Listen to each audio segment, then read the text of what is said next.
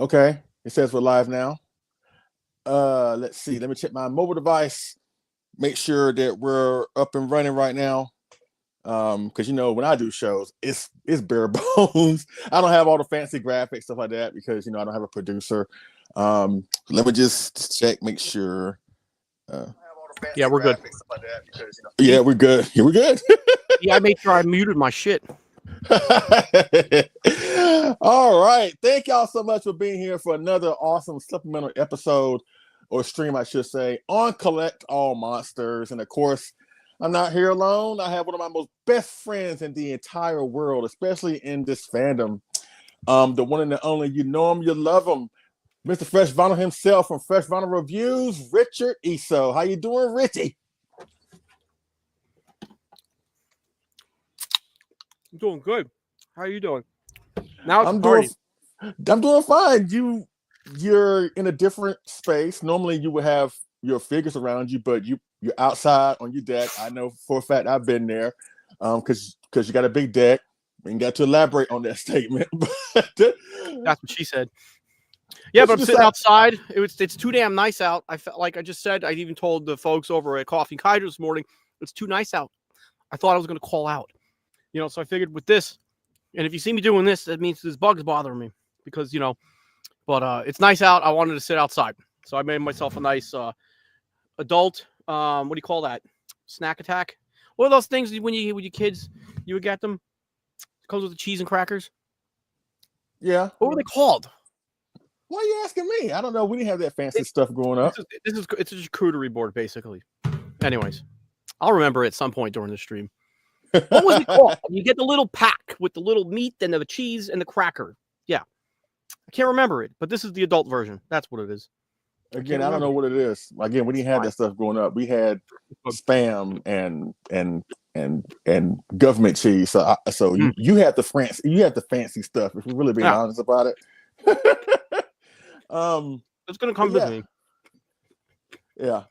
But again, everybody, thank you so much for being here. Of course, this is a supplemental stream in anticipation of G-Fest, which is going down 2 weeks from this weekend. Rich and I decided to get together and talk about some of our favorite moments and stories of going to G-Fest, and we have a bunch of pictures on a slideshow that we're going to showcase and give a little story behind each one of those pictures, because G-Fest is a fun time. As a matter of fact, a lot of people wait basically all year just to go to that event, And of course, there are other kaiju centric conventions out there, Monsterpalooza, Kaiju Brooklyn, San Diego Comic-Con, even though it's more superhero and pop culture friendly, but there's a kaiju aspect to it. But G-Fest is the primary event for a lot of people that deals with nothing but Godzilla and Gamera and Tokusatsu, Ultraman, and everything that we love.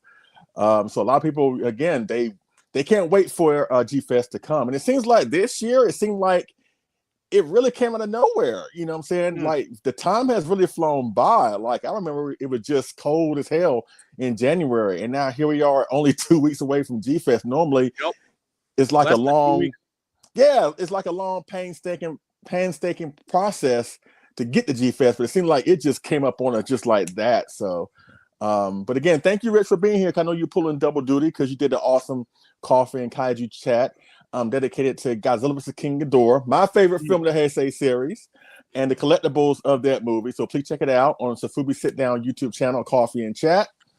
But before we get into the G-Fest topics, let me just highlight some of the comments in the comment section because we got 24 people watching. Thank you so much for being here, folks.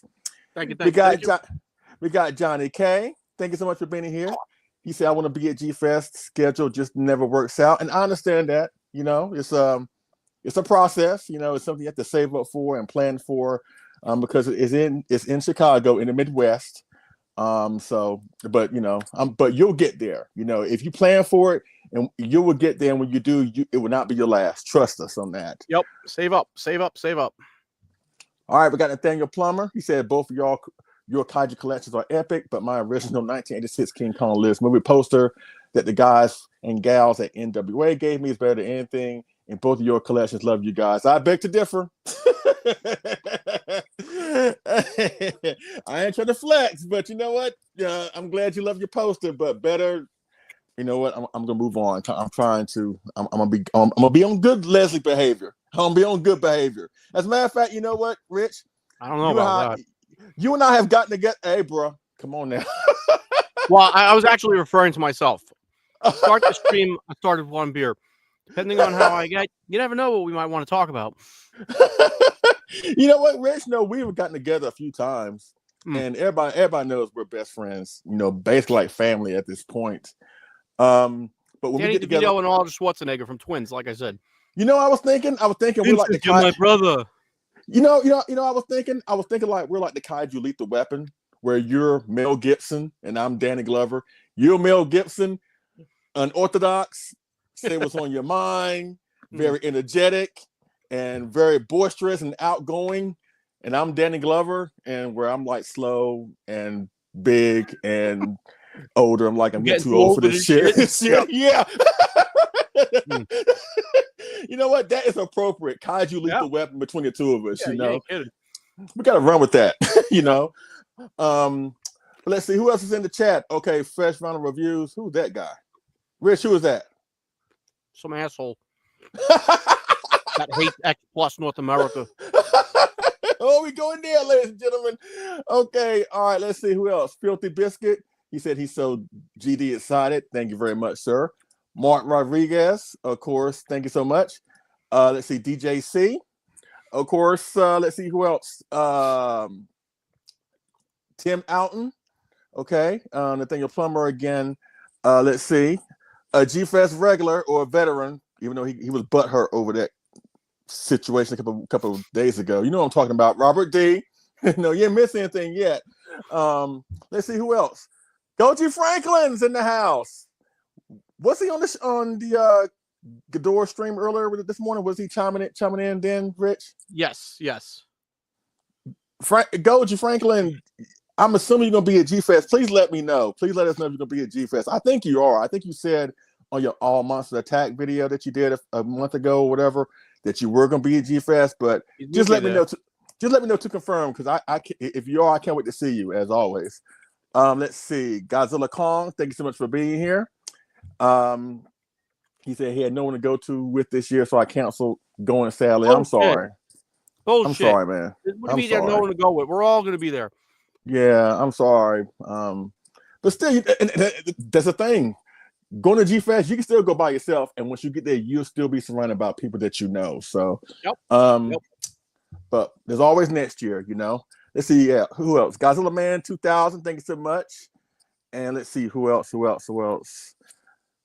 And let's see. Oh yeah, Goji Franklin said I'm going there for sure. He says he's gonna be there from Tuesday through Monday. Okay. And of course, Mark Rodriguez. All right, thank you so much. But again, thank you so much for being here. Really do appreciate it. So with that being said, Robert DeCenzo. He said this is good. This is going to be his third G-Fest in a row, and hopefully I will be able to meet you guys. Trust me, we are not hard to find. Just listen for the voices. Listen for Bam and yes, and I'm sure you'll find us. Just saying. Probably just going to have to look towards the ground for looking for me. Yeah. Okay, that's Sandra. Rich. Fuck yeah. I knew you were going to say that. All right. Oh, Dot Mac, Gallon McDose. Okay, that's Dot Mac. That's my. Let's see. He's Frank Lucas, and I'm like a junkie. If you watch American Gangster, you would get that reference. When it comes to model kits, not to what Frank Lucas was selling in the film, but yeah, that's Dot Mac behind the awesome Gallon McDose Arcade, which myself and Sandra and our grandson Hezekiah would definitely go and see and check it out. And definitely check out his model kit studio. Can't wait for that. Let's see. Oh, this is his. Goji Franklin said this will be his 10th G-Fest this year. We're going to get there. DJC and Leslie, I subscribe to your channel. Thank you very much, even though I don't really do. If you're talking about Leslie Chambers Kaiju reviews, don't really do that anymore.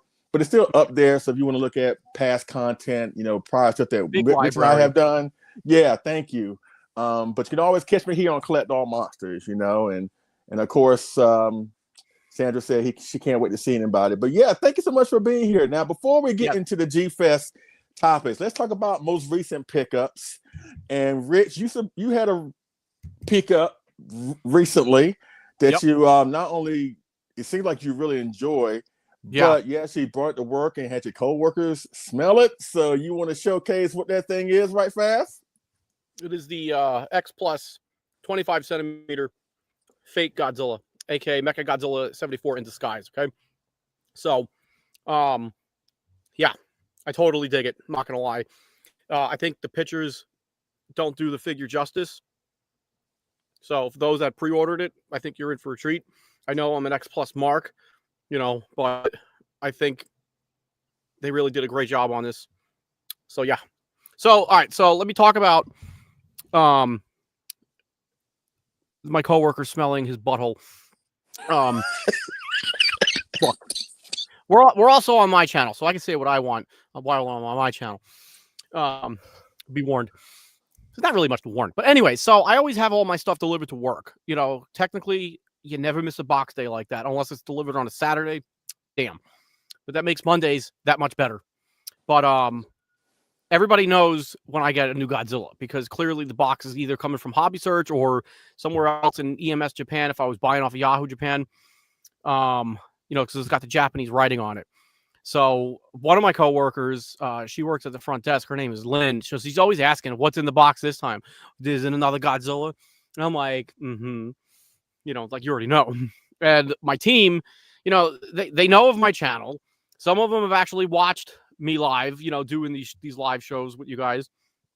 But they know I collect this stuff. So this was delivered literally yesterday, right? Yeah. Got him yesterday. So I was doing some training with two other coworkers, and I had the box open. I just wanted to look at the cover, took a picture of it, whatever. Went to go do some training for about an hour or so. Anyway, as I come back into their office, what we call the line shack, and I went to go grab my lunch bag and get something, and I grabbed the box, and I just noticed it felt a whole lot lighter. So first off, they hid it. They took it out of the box and they hid it on me. So I was like, "Where's my Godzilla?" Found it. So that was pretty fun. And then I opened them up. So I wanted to show everybody. I wanted to show them, here, look at my new Godzilla. So I took him out of the box, passed it around, and I basically held his. I went to everybody. There was 6 of them in there. I was like, smell. And I went, smell. Oh my God. Everybody's like, smell. And they were like, so that's what it is. I was like, yes, that's the fresh vinyl smell. That's that fresh stank vinyl. So yeah. So that was fun. It was fun. Eventually, I'd love to do like a box day unboxing with them. And I told them I had this whole idea where they're like basically making fun of me. Is that another one of your stupid fucking Godzillas? You nerd, like just shredding me. But, look at him. No wonder he's single. My manager's a loser with his dinosaurs, Oh my God. But kind of inappropriate for the workplace. So anyway. But please, if you're on the S Plus Collectors Facebook group, Rich did share some photographs of his team actually smelling the figure, and there was a black dude in there. You can see partial of his face. And what the fuck is this? And the look on his face was like, dude, seriously, you got us doing that here at work? Yeah, I'm gonna get a call from HR and yeah, so your team said that you made them smell your dinosaur's butthole. And then she's gonna be like, "Can I smell it the next time I'm up?" I'm like, "Yeah, let's go." Oh God! Everybody get a whiff of that stank. Look at that. Get it? Oh God, that's awesome. But I'm glad you like the figure. Yeah, I'm assuming pretty dope. I'm assuming that you can probably have the review knocked out for it probably in the next couple of days, right? At least this week, right? Yeah, I'm gonna try to do it tomorrow. Okay, good. It looks really good. It looks really good. Again, I didn't pre-order it because, again, I'm low on space. I'm trying to be real mindful of what I get. And of course, I have the 30 centimeter kit from Burley. But the prototype pictures didn't really sell me on it, honestly. But your pictures actually did. So I might actually try to look for it at G-Fest if there's one floating around. And plus, I am a huge fan of the fake Godzilla and the concept of it. So it does look really good. I ain't gonna lie, it does look really, really good. So, yep. Well, I'll be honest. This is a primer for that Joku Productions Mechagodzilla reveal, that stylized one. It's coming out, I think, at the end of the year. I cannot wait for that. Right. Yeah. And then, what else did I get? Oh, the most recent pickups were 2 other X Plus figures. The Evolved Godzilla. The Rick, I got to pick that up. Got that because I'm a Mike Johnson guy. I won't buy with X Plus North America. I will not support them. Will not give them a penny. I'll leave it at that for now. And then, oh yeah, yeah. You don't say, right? So, And then I picked up the standard final scene Godzilla 95. So I got that. Right. Yeah, and that was good. And I just seen the photos that the Burning Godzilla versions is starting to make its way out into collectors' hands. It is. Yeah. But I'm glad I got the standard Godzilla Jr. grown up, basically. Yeah. I did forget that they're now starting to put the Godzilla store, Burning Godzilla, of that last scene out. More likely that may pop up at G-Fest. You never know. Ooh, Josh Hoy. If I'm pronouncing your name right, I just connected with this dude. He lives maybe about an hour from me. So we're gonna have to get together sometime. Josh, if you're gonna go to his house, you're gonna be amazed. I'm just saying. So, just his collection room is something to strive for. To be honest. But you know what? It's funny that you mentioned about the whole last scene of Godzilla 1995. You know what? Which is a segue to my most recent pickup. Because this, since technically that Godzilla is really Junior, and I just did a recent stream with Kyle a couple nights ago, but I got myself a Junior, and it's a 30 centimeter Galloping Ghost, Dot Matt's Galloping Ghost, 30 centimeter resin model kit of Godzilla Junior. Looks really awesome. Of course, built and painted by Mark Sangang. And again, I'm a huge fan of Galloping Ghosts and their works. If you want to see more of this guy, please check out the stream that, again, me and Kyle did just a couple nights ago on this channel. We did a grand reveal of it, but I couldn't help but show it again here because, this thing is absolutely amazing. And there's not too many Junior representations out there in our marketplace. So hopefully Galloping Ghosts will open the eyes of a lot of companies out there and say, you know what, we need to put more Junior figures out there. Because aside from this, there's a Bandai, SH Monster Arts, a few model kits. Technically, again, the Sakai last scene is Junior, but I'm talking about this Junior. We gotta hook him up with maybe X Plus and get his stuff. Maybe more exposure like that. Wouldn't that be cool? Yeah. But at the same time, I'm at the point, I'm sure you way past this point too, that S Plus, I'm not really waiting for them to do stuff anymore. It's like if they get to it, they do. But like 5 years ago, I would just wait. I would just wait until they get it, or at least get it done and blah blah blah. Even if there's like another alternative out there, I will pass on that alternative because I'm waiting for S Plus to do stuff. Yeah. But quite frankly, I'm not bashing X Plus, but they have not been wowing my socks off, at least for the past year. They still produce some great stuff, but it's not how it used to be, And I'm not saying that to bash them, but if I can find other ways to get monsters that I really like and really want, and I don't want to wait for them to do it, then I'll find other ways. Hence why I got the Godzilla Jr. from Galloping Ghost. If you want one, hit up Dot Matt. He's not hard to find on Facebook, or maybe you can find him through the Galloping Ghost Kaiju Kobo Facebook page, or if you're going to G-Fest, he's going to be at G-Fest. So if you want this kit, hit him up. But I can highly recommend. This is a solid Godzilla Jr. kit, and he goes great with the X Plus Gigantic Series Burning Godzilla. And Rich, I know for a fact that you're gung-ho on getting the gigantic size Omega Beast Burning Godzilla. So maybe Omega Beast may not do a Junior, but if they don't, you can always get this, and he should size well with him because he sizes well with the X Plus Gigantic Burning Godzilla. But we'll talk more about that. But this is a great kit from Dot Matt Galloping Ghost. Yep. Let me tell you, you've gotten inside my head with that perception about just getting a kit instead of waiting for X Plus to do it. So because there's a few that I want. I want Mega Gyurus. I want basically a Flying Batra, Godzilla Jr. anything that hasn't been done yet by X Plus. It's like, I want to fill those holes in that kind of that realm of collecting, like the super detailed stuff. Yeah. So again, not trying to bash X Plus, but again, it's getting to the point where if I can get my stuff from other vendors or other companies, that's what I'm gonna end up doing. No hard feelings, but X Plus has to understand they're not the only game in town anymore.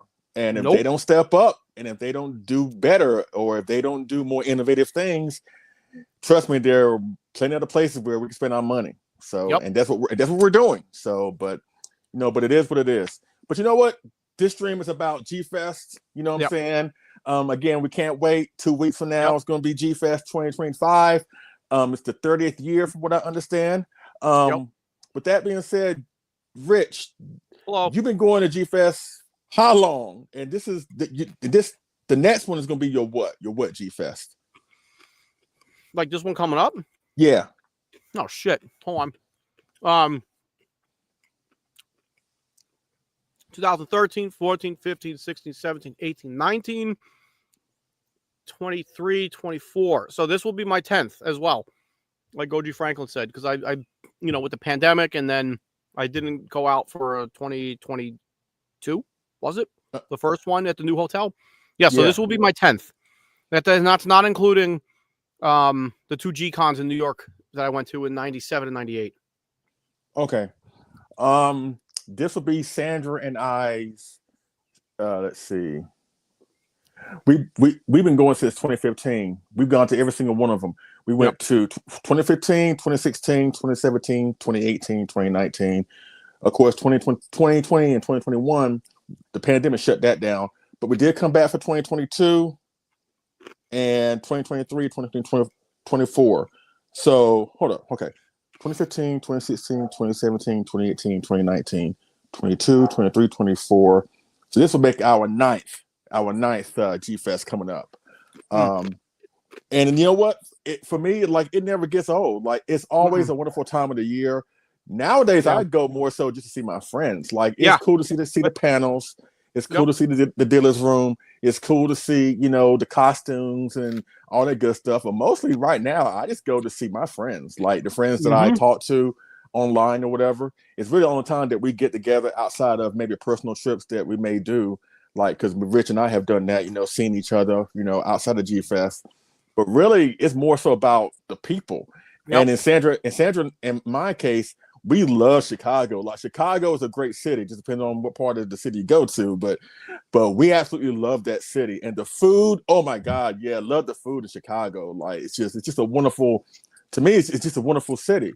So we incorporate that all in the experience of G Fest, because we don't just spend the whole time there at the hotel. You know what I'm saying? We venture out to the mall across the street, or again, we may go downtown just to see the city, or go to a restaurant, in Rosemont somewhere and grab some Chicago food, Just the whole experience of Chicago you get with G Fest, and that's what I love the most about it.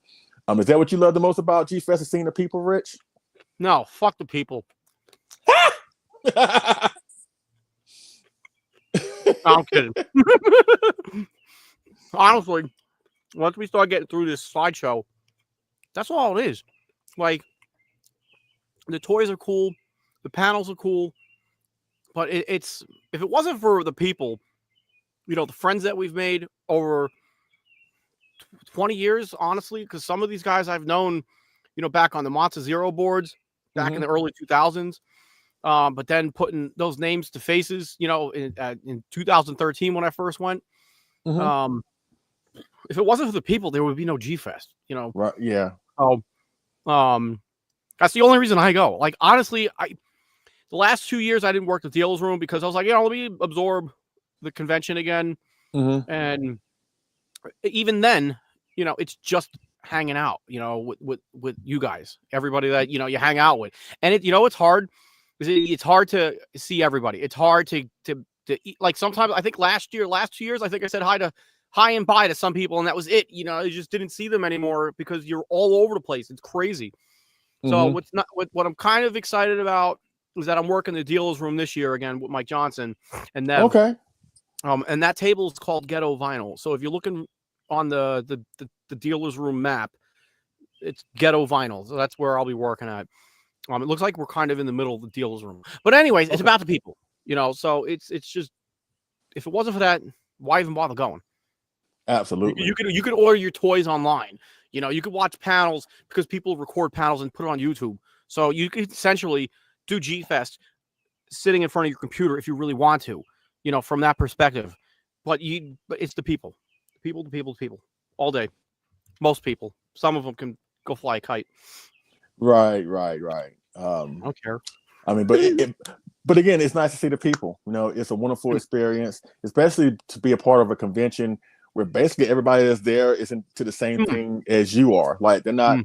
There's not anybody there that would thumb their noses up at you because you love Godzilla or you like a guy in a rubber monster suit trash the miniature city. We're all there for the same reasons, and we all get along really well. At least most of us. There are some people.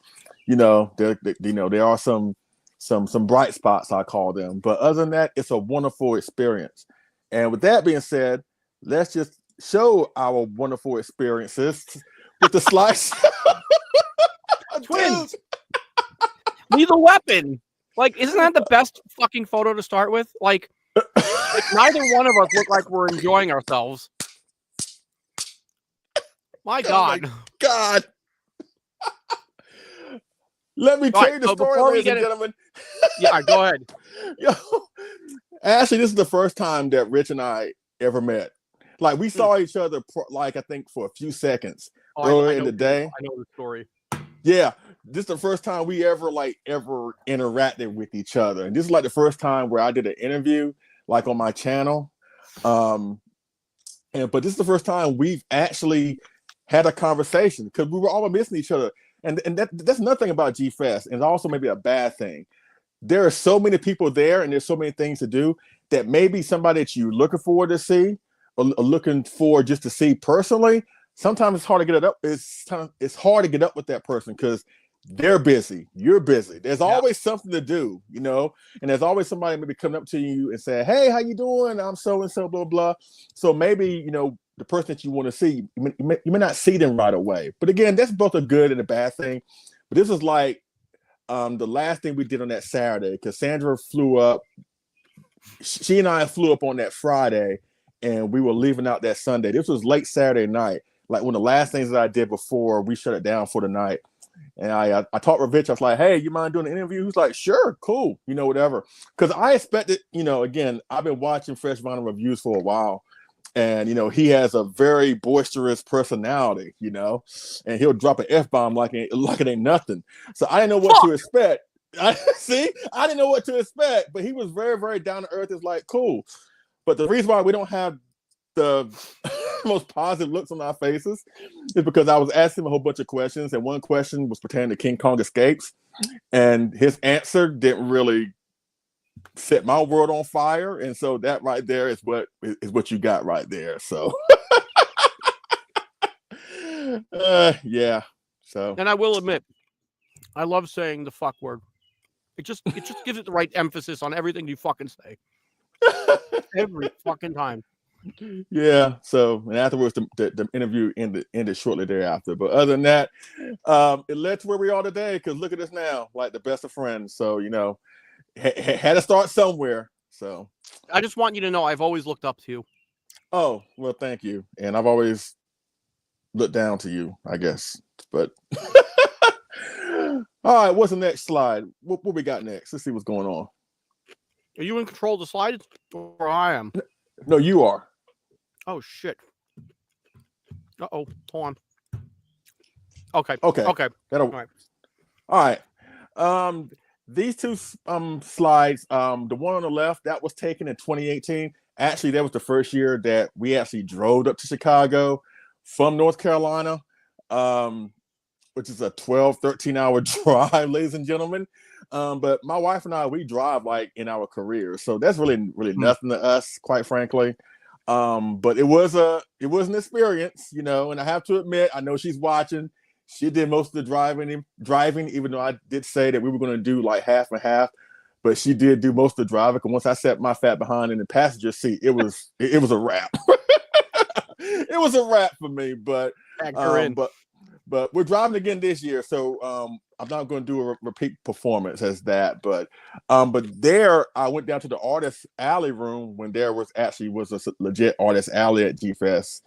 It's not really there anymore that much, but that was the first time I met John Bellotti Jr. and I'm holding up his epic artwork of Godzilla vs. Megalon, and I got the shirt for it.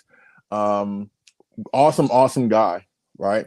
And the next picture on the right, that was actually my first ever G-Fest dealer's room purchase.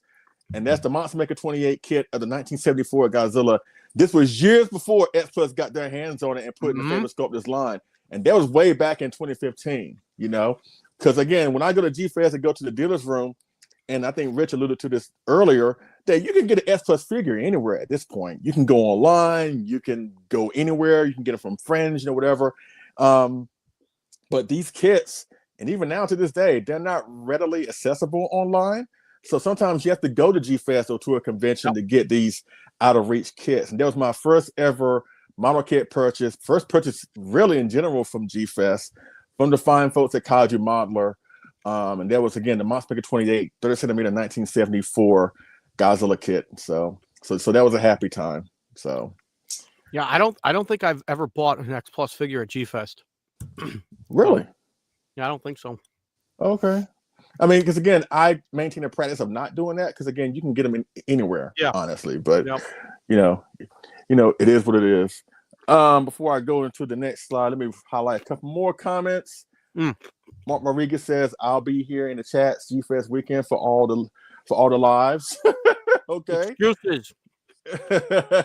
Go.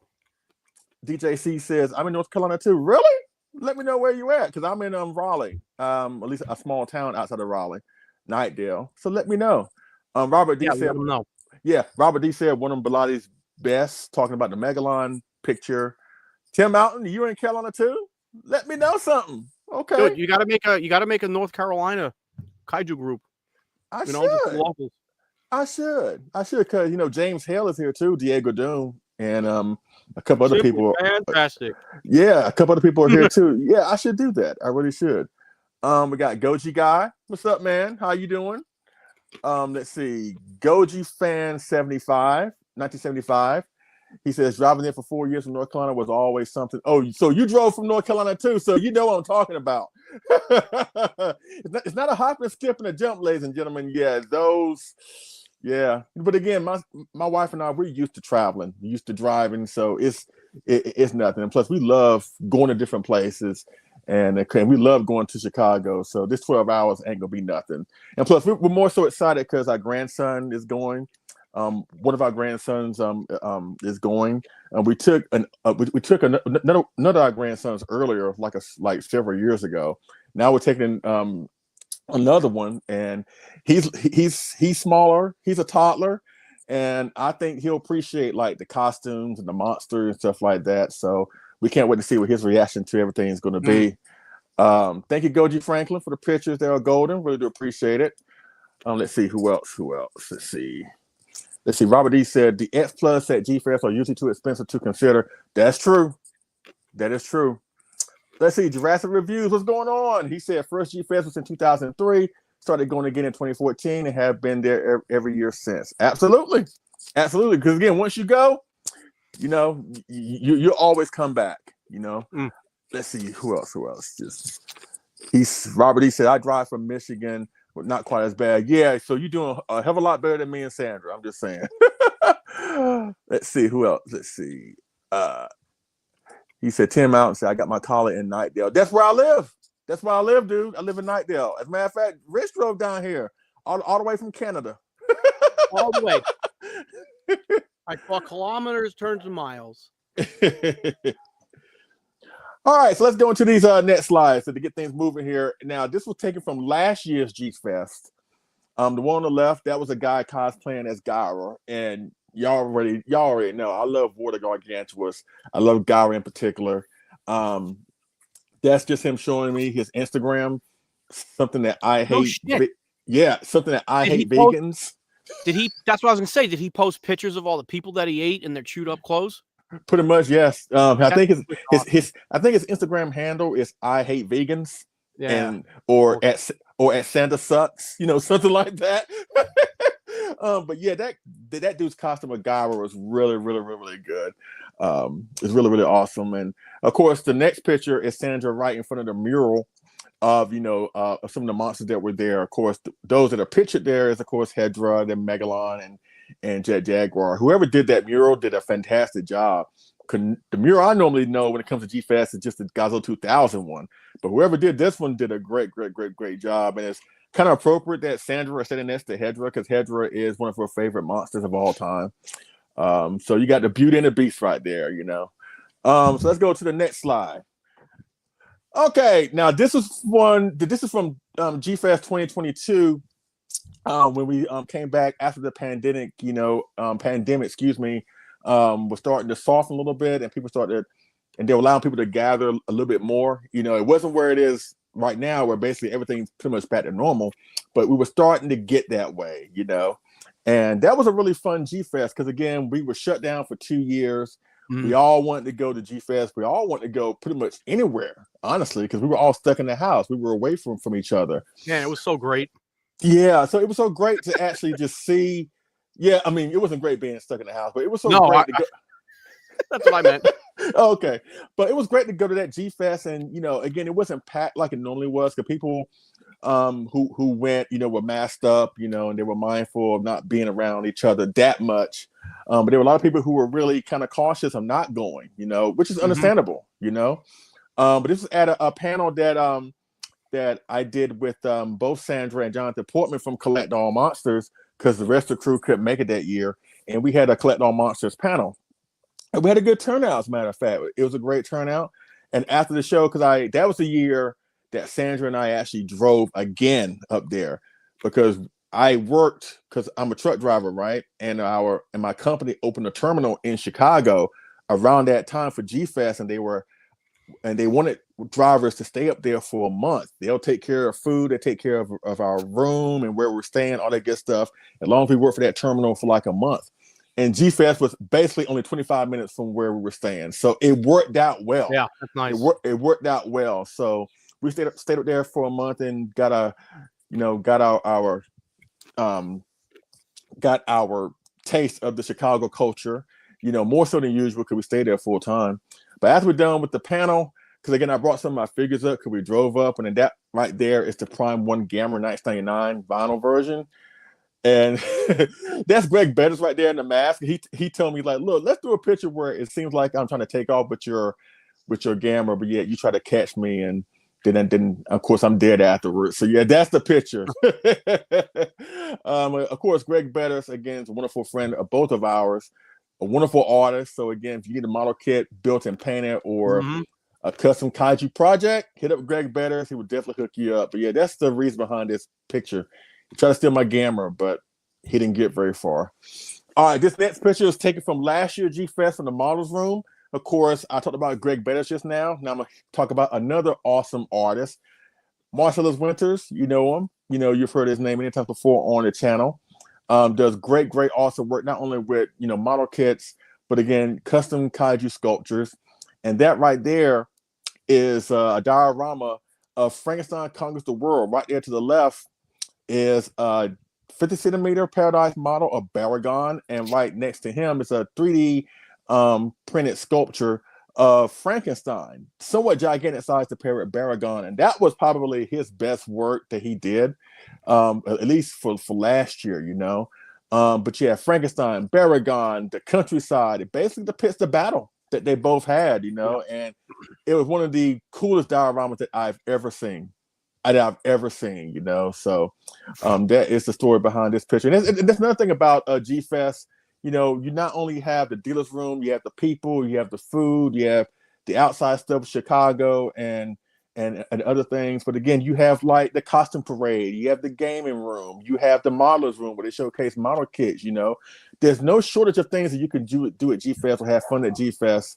And that models room was one of them. So now this next picture is might get a little emotional, ladies and gentlemen, because this is Robert Trock. Unfortunately, he's not here with us anymore. He passed away, unfortunately, last year. But he was a regular at G Fest, and he is a huge, and he is a huge model kit, or he was a huge model kit enthusiast. He pretty much had almost every model kit ever made, you know. And this was again back in 2022 when we all came back, you know, after the pandemic shut everything down.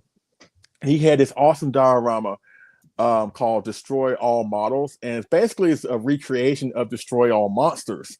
Where you see in the background, you know, he has the a gigantic sized version of Ghidorah, all the monsters from Destroy All Monsters, but you also see the Gargantua's there. It's more of a souped up version or concept of what Destroy All Monsters, you know, was. And I told him when I saw it, I was like, look, this is what Destroy All Monsters should have been. Like, this diorama to me is way better than the movie. And he was just telling us what he did to put everything together and all that good stuff. And that's in a different multiverse. Yeah. That movie. And yeah, but that guy right there, he was a wonderful human being. And I think they're gonna do something special for him in honor of his memory come G Fest in a couple of weeks. But I was able to get an interview with him, and I was able to stream it on our Collect All Monsters, Monster Collectors Facebook group. But again, he's a wonderful guy. We miss him, we love him, and we're going to honor his name come G Fest. As a matter of fact, let me blow myself up right fast before we get to the. Hold on, let me see. Hold on.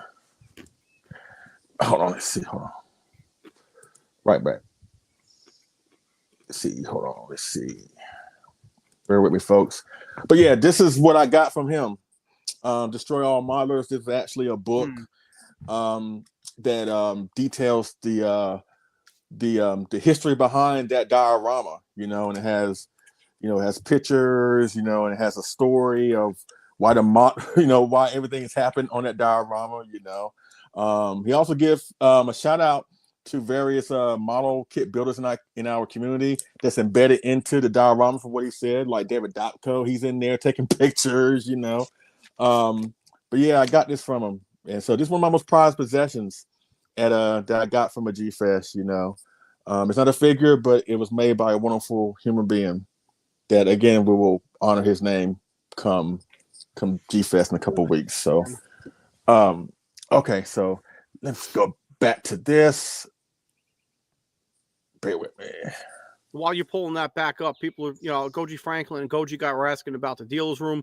And like Goji Franklin, Shivanti said, you know, they moved the dealer's room closer to where the elevators are. If that's what they did, I guess they're in the ballrooms where all the panels were, is what I'm guesstimating. But the dealer's room looks bigger, so it's not in the same room. Which, if it's closer to the elevators, that means the lobby is going to be more of a clusterfuck. Yeah. So be prepared.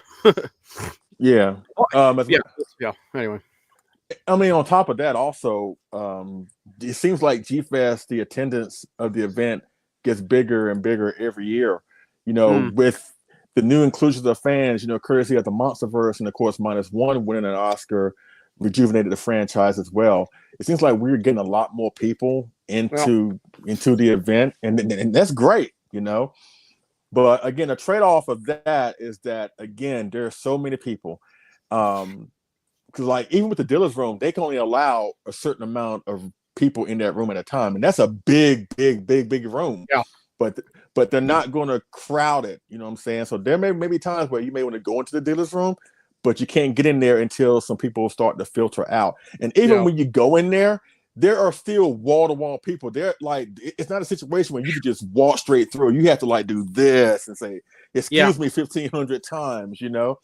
But again, it's a fun atmosphere, and you'll see a whole bunch of kaiju collectibles and merchandise that, again, you may not see every day online, you know. So my advice is there for those who are going to the dealer's room and you want to purchase something that you know you can't just get anywhere online. Get stuff that you know that is very, very rare, stuff that you don't see every day online. And because, again, a lot of vendors that go there, they save their cool stuff for G Fest. They don't post them online to get sold. So when you go there, get for the rare stuff, or at least the stuff that you don't see every day in the marketplace, you know. Let's see. Let's go back to the slideshow. let's see, add to the stage. Okay. All right. This was taken at G-Fest, I want to say in the year of 2023. That was when the rest of the Collect All Monsters crew was there. And we're here having somewhat of a fun photograph, like a battle photograph between the two awesome shows of Collect All Monsters and Monsters with Attitudes. And I'm stuck in the middle because, I'm part of Collect All Monsters, but I'm really cool with the guys from Monsters with Attitude, Eric and Michael and Adrian and Samson. Well, Samson, I mean, Rich, you want to help me out with the Samson thing? But no, not really. What about him? The last G-Fest he's been to was 2015. What's he been doing? Cutting his toenails and playing fucking on Twitch. You know what? I guess at some point we have to just drive down there and pick him up and then just physically transport him to G-Fest. You know what? I'm sure he will come back at some point because, again, going to G-Fest is a real expensive endeavor, and sometimes you may not have it, which is understandable. But he would have to sleep underneath that. If everybody remembers, those that were attending where the blood party was, or like part of the blood party was, underneath that like concrete section, that's where Sam's gonna have to sleep because he snores like two freight trains barreling ass down a mountainside. Okay? So, oh god, that's awesome. But yeah, this picture, had like a civil war between the two awesome shows, whatever.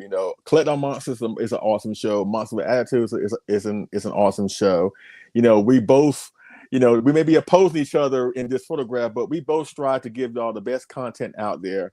And we thank you so much for the support that you have given both of our shows.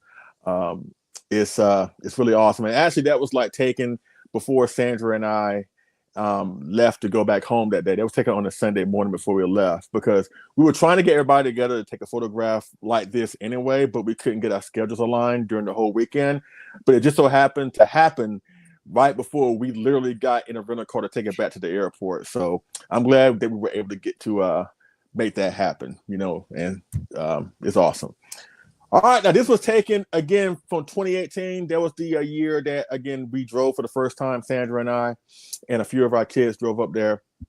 And actually, that was the first time that Kyle and Christine and John and David and I got together to talk about the show that we're on. Like, that was the first meeting that we did to discuss what Collect All Monsters was going to be, because Kyle reached out to us individually prior to G-Fest, and this before Kyle ever went back to Japan to live.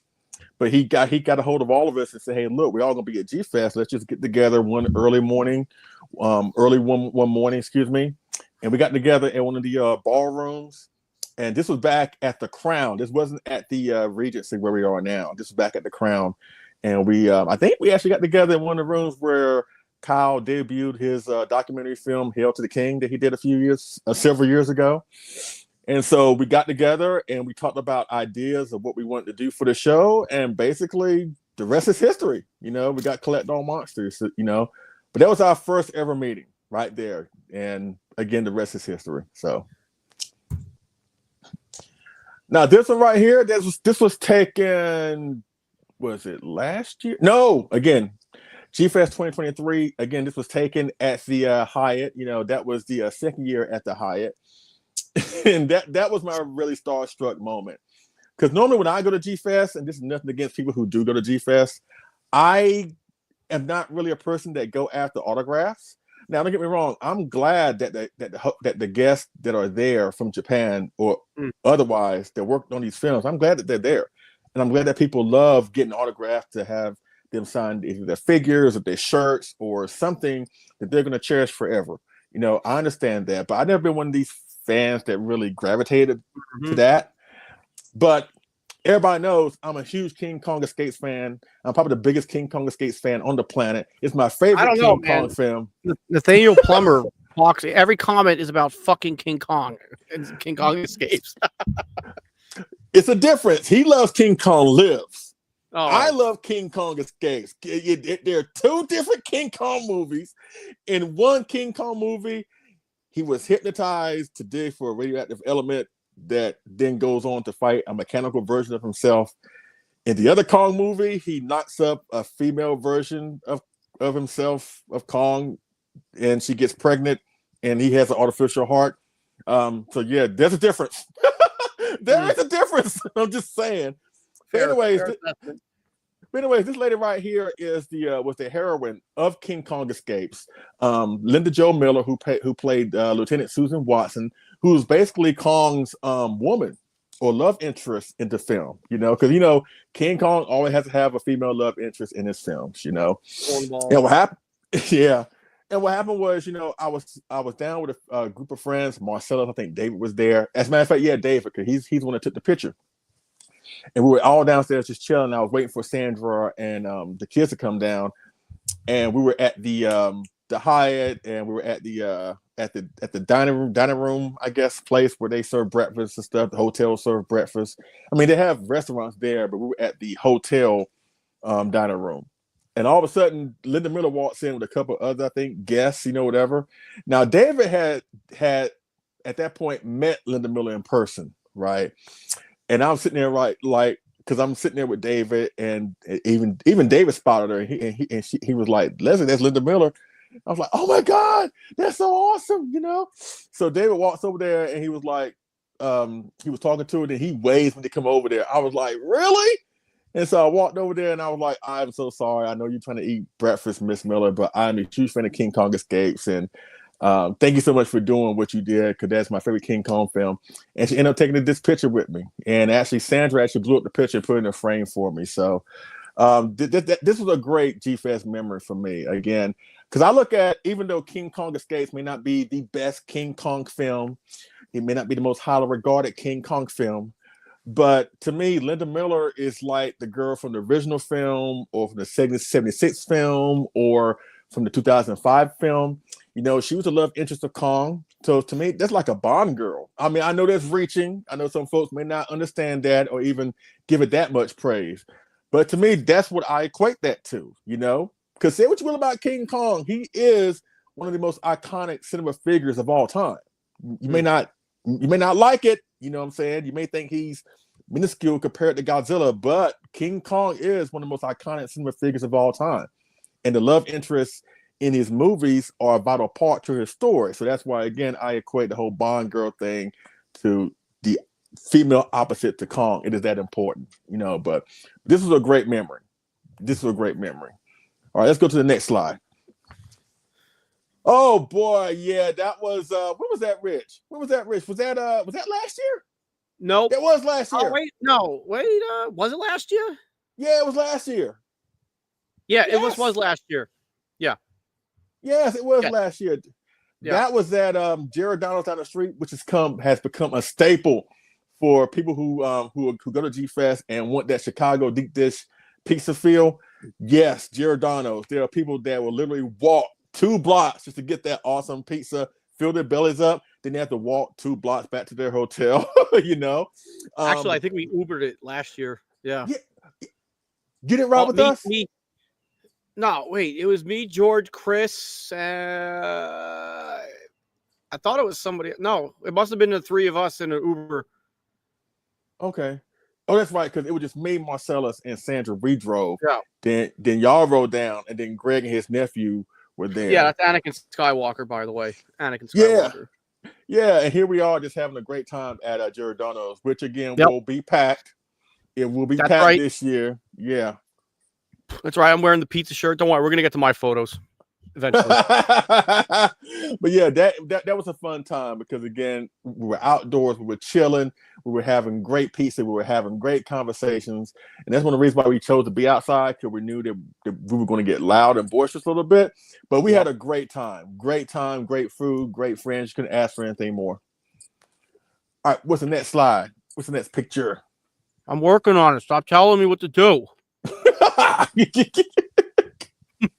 Oh, yes. Right, so we're going. You're going to you. We're going to my. All right. So story time. Let's go. So this is G-Fest 2013. That is, I think his name is Dan with the beanie on. I don't remember his Dan Mason. Do you remember him, Leslie? X Plus group? Yes, like I this sure is do. this is this I is sure back do. when the X Plus group was in its infancy compared to what it is today. But that's Right. Samson and Jim Jenkins.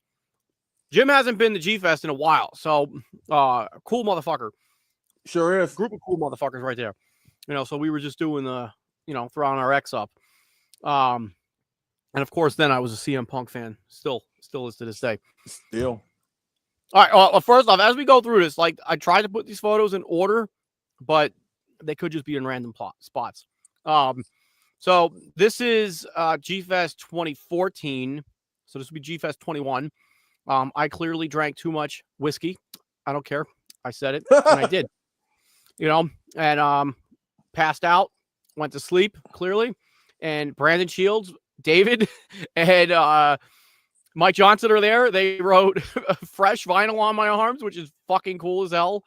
And it looks like I'm sleeping decently, so that was cool. Were you passed out? Were you knocked out? Yeah, I was knocked out there. Knocked out. Too much fresh vinyl. Too much. Good Lord. Yeah. All right, here. So we're going to go through a couple cigar photos. So this is David, John Bumpus, James Hartman, Heart Animal, Bam, and me. We're just having one of our cigars. Get that comment out of the way. We're blocking the cigars. They can wait. All right. I guess there was no cigars. No, but, we were having what kind of became a yearly tradition. We have a cigar night. This is probably 2015. The four of us again. This year, John opted for a pipe because he's a classy motherfucker. He sure John, is. I hope John, I think you were at G Fest 2023. That was the last time you were back. So I don't know if you're coming back this year. John, if you haven't been following him on Instagram and Facebook, doing a lot of cool wildlife stuff. Basically, good stuff for animals and protecting their environments. So a lot of cool stuff he's doing. Mm-hmm. Another cigar photo that's also featuring Brian and James staring at you. A lot of derogatory things can get captioned here. Somebody's flipping the bird. I don't know whose hand that is back there. That might be an unidentified sixth person. But yeah, that's at the Crown. Dope ass photo though. Kind of looks like something you'd see out of like Reservoir Dogs or some shit. Yeah. No. Yeah, I gotta go pick up cigars because I'm having a cigar. So if anybody wants a cigar, buy one and we'll have cigar night. That's what's up. Holly W, thanks for a great episode. Somehow wonders how's visiting Tokyo. Do both. Enough said. Do both. This is probably 2017 or 18? 18 or 19, give or take. What's funny about this photo, so this was also a cigar photo, is if you look over my right shoulder, our left, based on looking at it, you'll see that Chris Anastasis, because they're Greek, and I needed to get corrected on how I pronounced it, fuckers, he's holding a cigar as we took this photo. After the photo was over, he moves his hand backwards and catches that big old fat ashy burnt part right on my shoulder. Oh, really? Didn't burn me, but boy, did it, whoa, what was that? So that was pretty cool. Well, I mean, it wasn't really cool, but, it was like, we thought, I was going to go up in flames. Hey, Rich, Mark asks, does the blood party still happen? All right. So ever since the convention moved to almost the Hyatt, there is no patio. There is a balcony, and the balcony straight up sucks ass. And you can only fit X amount of people on there. So 5 people at least. if I'm out there, you could fit 6 because I'm small. I'm like a child. But so there really is no blood party like at the Crown where we had the patio. Last year, a group of people gathered underneath this giant concrete slab of the hotel, which worked out well because it started pissing buckets out.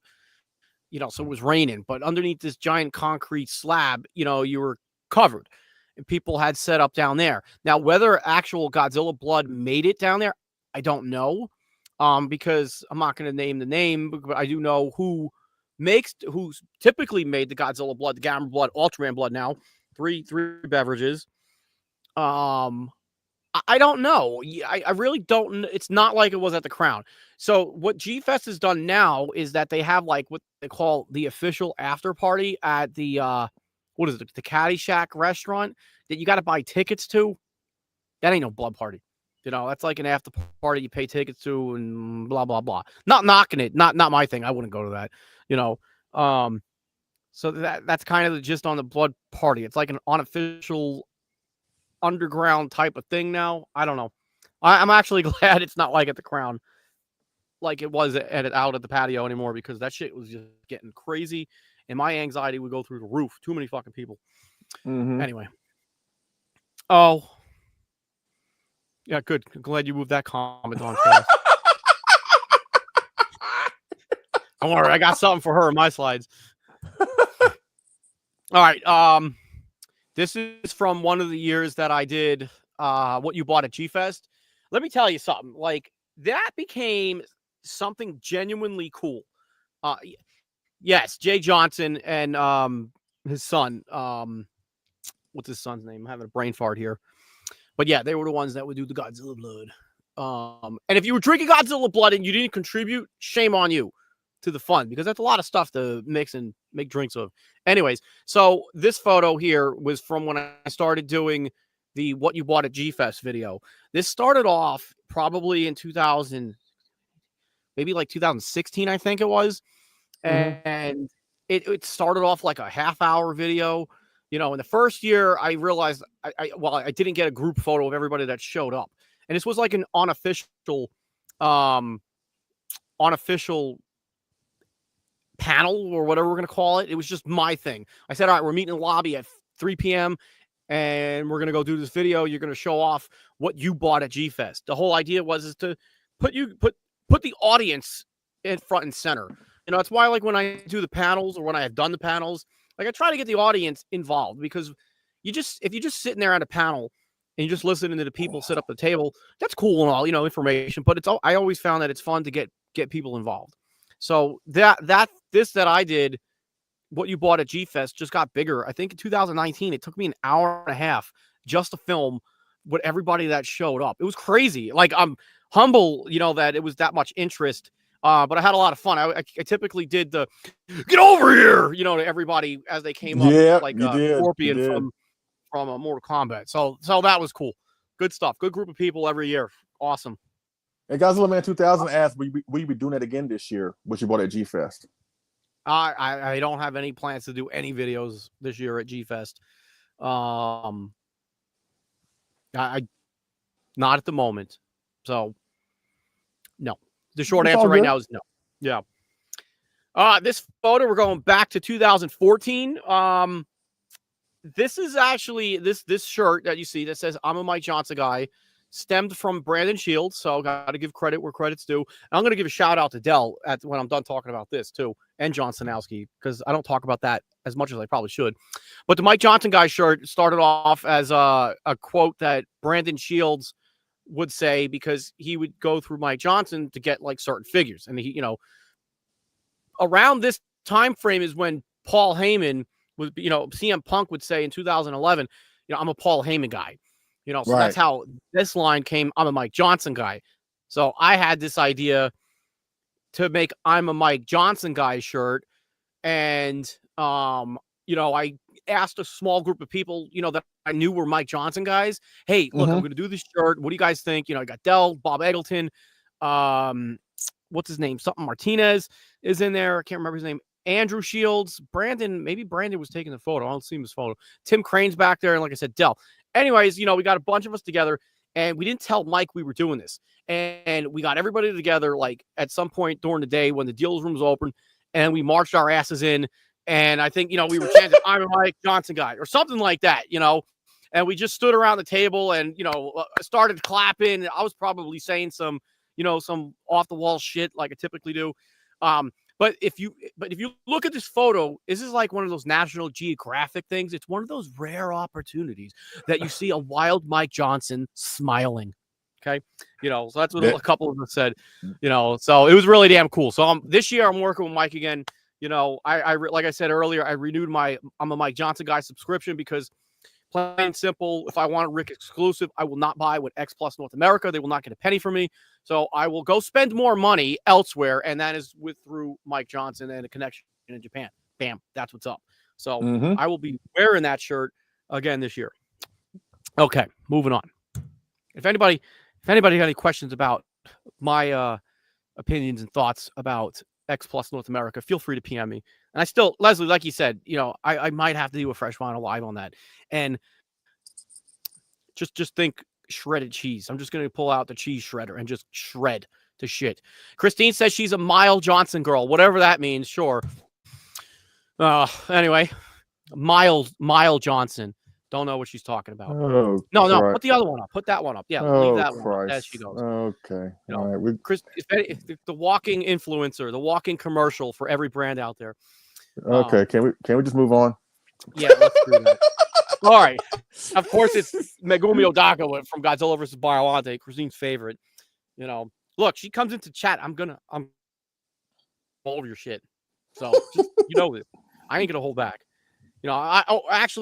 I was told my comments were rude on one of her on her post on her Facebook page, and you were apparently rude too, Leslie.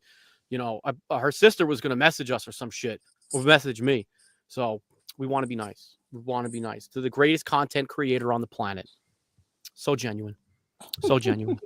Anyway. All right, let's go. No, that wouldn't be good to message me. I'm just saying, but I'm just saying that wouldn't be good. But here's the problem. Okay, I don't lie, especially to her, and I'll be honest. If I got to, I don't care. Nobody wants to hear that. Anyway, yeah, damn straight. Yeah, fucking A. The second greatest after you.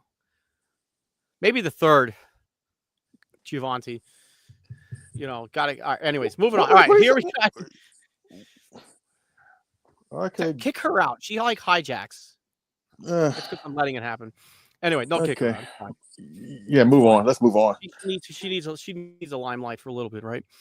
All right, so here we got Megumi Odaka and her husband. Well, I forget his name. We're just gonna call him Bill. I mean, he looks like a Bill, right? She was at G-Fest, 2018 or 19? Actually, I wish I posted the picture of what she wrote on the bottom of this Marmot Biollante, which also happened to be a G-Fest exclusive that Mike Johnson brought.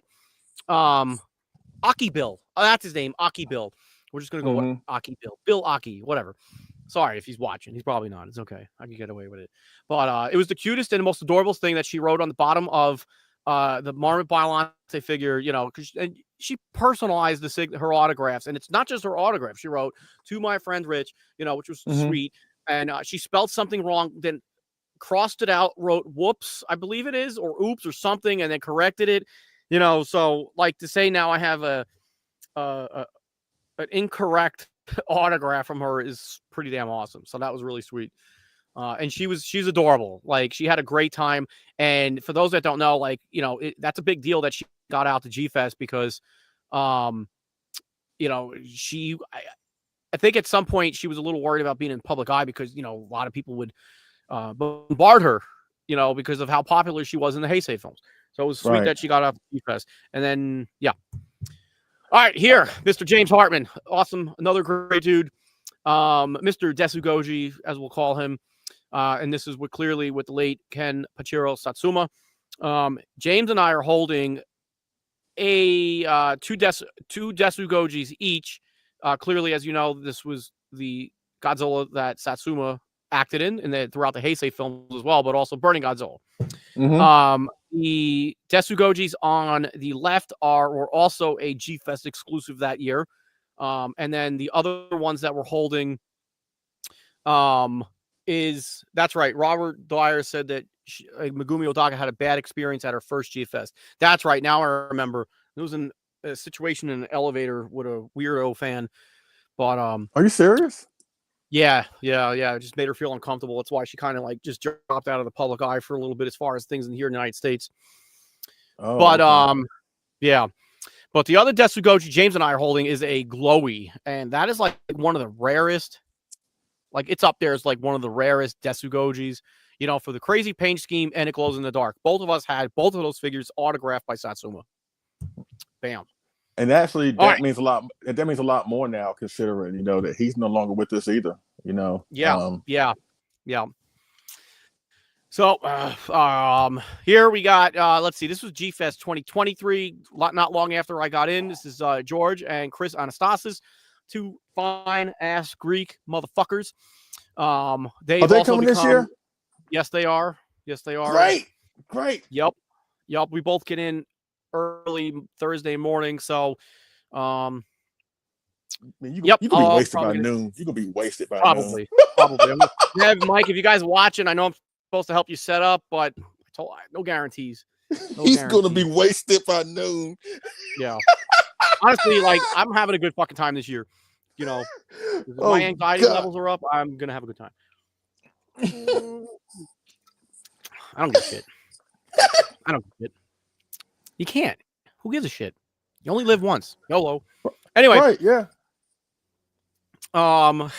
So this is one of the few pizza pulls that, you know, is a must when I go to Giordano's. So first off, pizza shirt is a must. If I got the pizza shirt on, you know what's up. Okay. Mm-hmm. So this was from, last year, right? Yeah, I was doing a pizza pull there, and Greg was just amazed at my pizza pull skills.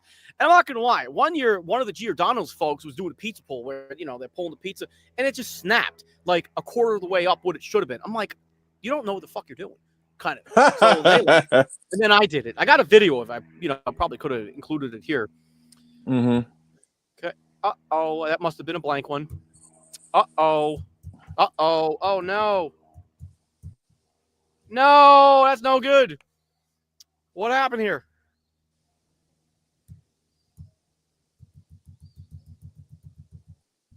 No. Is that it with the slides? So we got more? No, I've got like a bunch more. They're just not loading. Let's see if we can fix this real quick. Okay.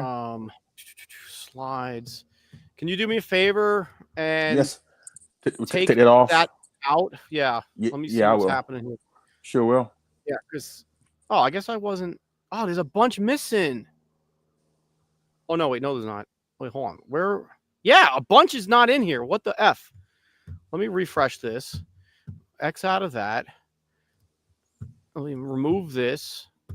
Let's just. I tell you what, in the comment section, everybody that's watching, why don't you share until we get things up and rolling here, which won't be that much longer. Why don't you share like a story, a G-Fest story that you don't mind sharing in the comment section? Like, what was your favorite G-Fest purchase? What was your favorite G-Fest year that you went? What was your favorite G-Fest celebrity that you saw? Just post whatever. Even though we're talking about stuff that went on with us, doesn't mean that y'all can't. So y'all more than welcome to WTF. pitch in. Oh, and guess who's in the chat? James. I'll give you the number to the Fresh Vinyl HR Ethics Hotline if you're fucking offended. How about that? You know, even some of your photos didn't make it in, so I don't know what the hell's going on here. It's okay. There was a couple of yours that it was supposed to be the cigar photo from 2023 that didn't make it in. And remember this cat called Godzilla? He says he's ready for Giordano. Is it Godzilla? Yeah. Didn't he interview you after I did that night, the first time that we met? I think so. I can't remember. Let's see if I could add this back and pick up. What is going on here? No, I need these slides because there's a couple good ones here. I don't know why it's not. Damn, that blows. If I refresh this screen, it's going to kick me out too. I don't want to do that. Is there a way I could share my screen? Yes. So, Leslie, can you? I don't want to screen record. Open system settings. Go over some of these comments right fast. The review said favorite G-Fest purchase was the Passion Tank Godzilla 1964. Got it in line at 6 a.m. to make sure I'd find one. Godzilla Man 2000 says, my favorite G-Fest memory was getting to meet Megumi Adaka for the first time. My favorite Godzilla actress, along with meeting Kenpachiro Satsuma, the first Godzilla suit actor I got to meet. Let's see. Robert D said, honestly, meeting Yoshio Tsuchiya was my favorite moment. There was an issue with his ride, so I ended up driving him from Mitsuwa back to the hotel. I drove a van at that time. You know what? I heard about that story. Also heard that he's like really intense in person. I guess he has an intense aura about him. He may not be intense personality wise, but I heard he's intense. You know,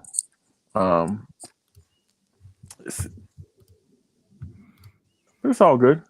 It's all good. Damn, man. It's all That's right. a drag. Let me see. I'm pull it up again. See if it adds to the stage. No, it's all black. It's like it's all black. Trying to update it. Man, that pisses me off. It's okay. I mean, we don't have there was one with Christine that I wanted just to, just shred the shit out of her about. It was the last one. And I can't even share my screen. There was more pizza photos. Actually, I felt like I missed. There's a couple from Fogo de Chao. There's a couple from the after party in 2014 after the concert. David took some fucking awesome photos. Yeah. With Paul Ramiro, Brian, Tim, group photo out there. Phil, poor Phil, Jessica Etchels, Justine and Greg. Yeah, like something, man. And Brian had a problem with this too when we were doing the Coffee and Kaiju not too long ago. It's okay, because you know what? I got some questions that we can wrap up the show with anyway.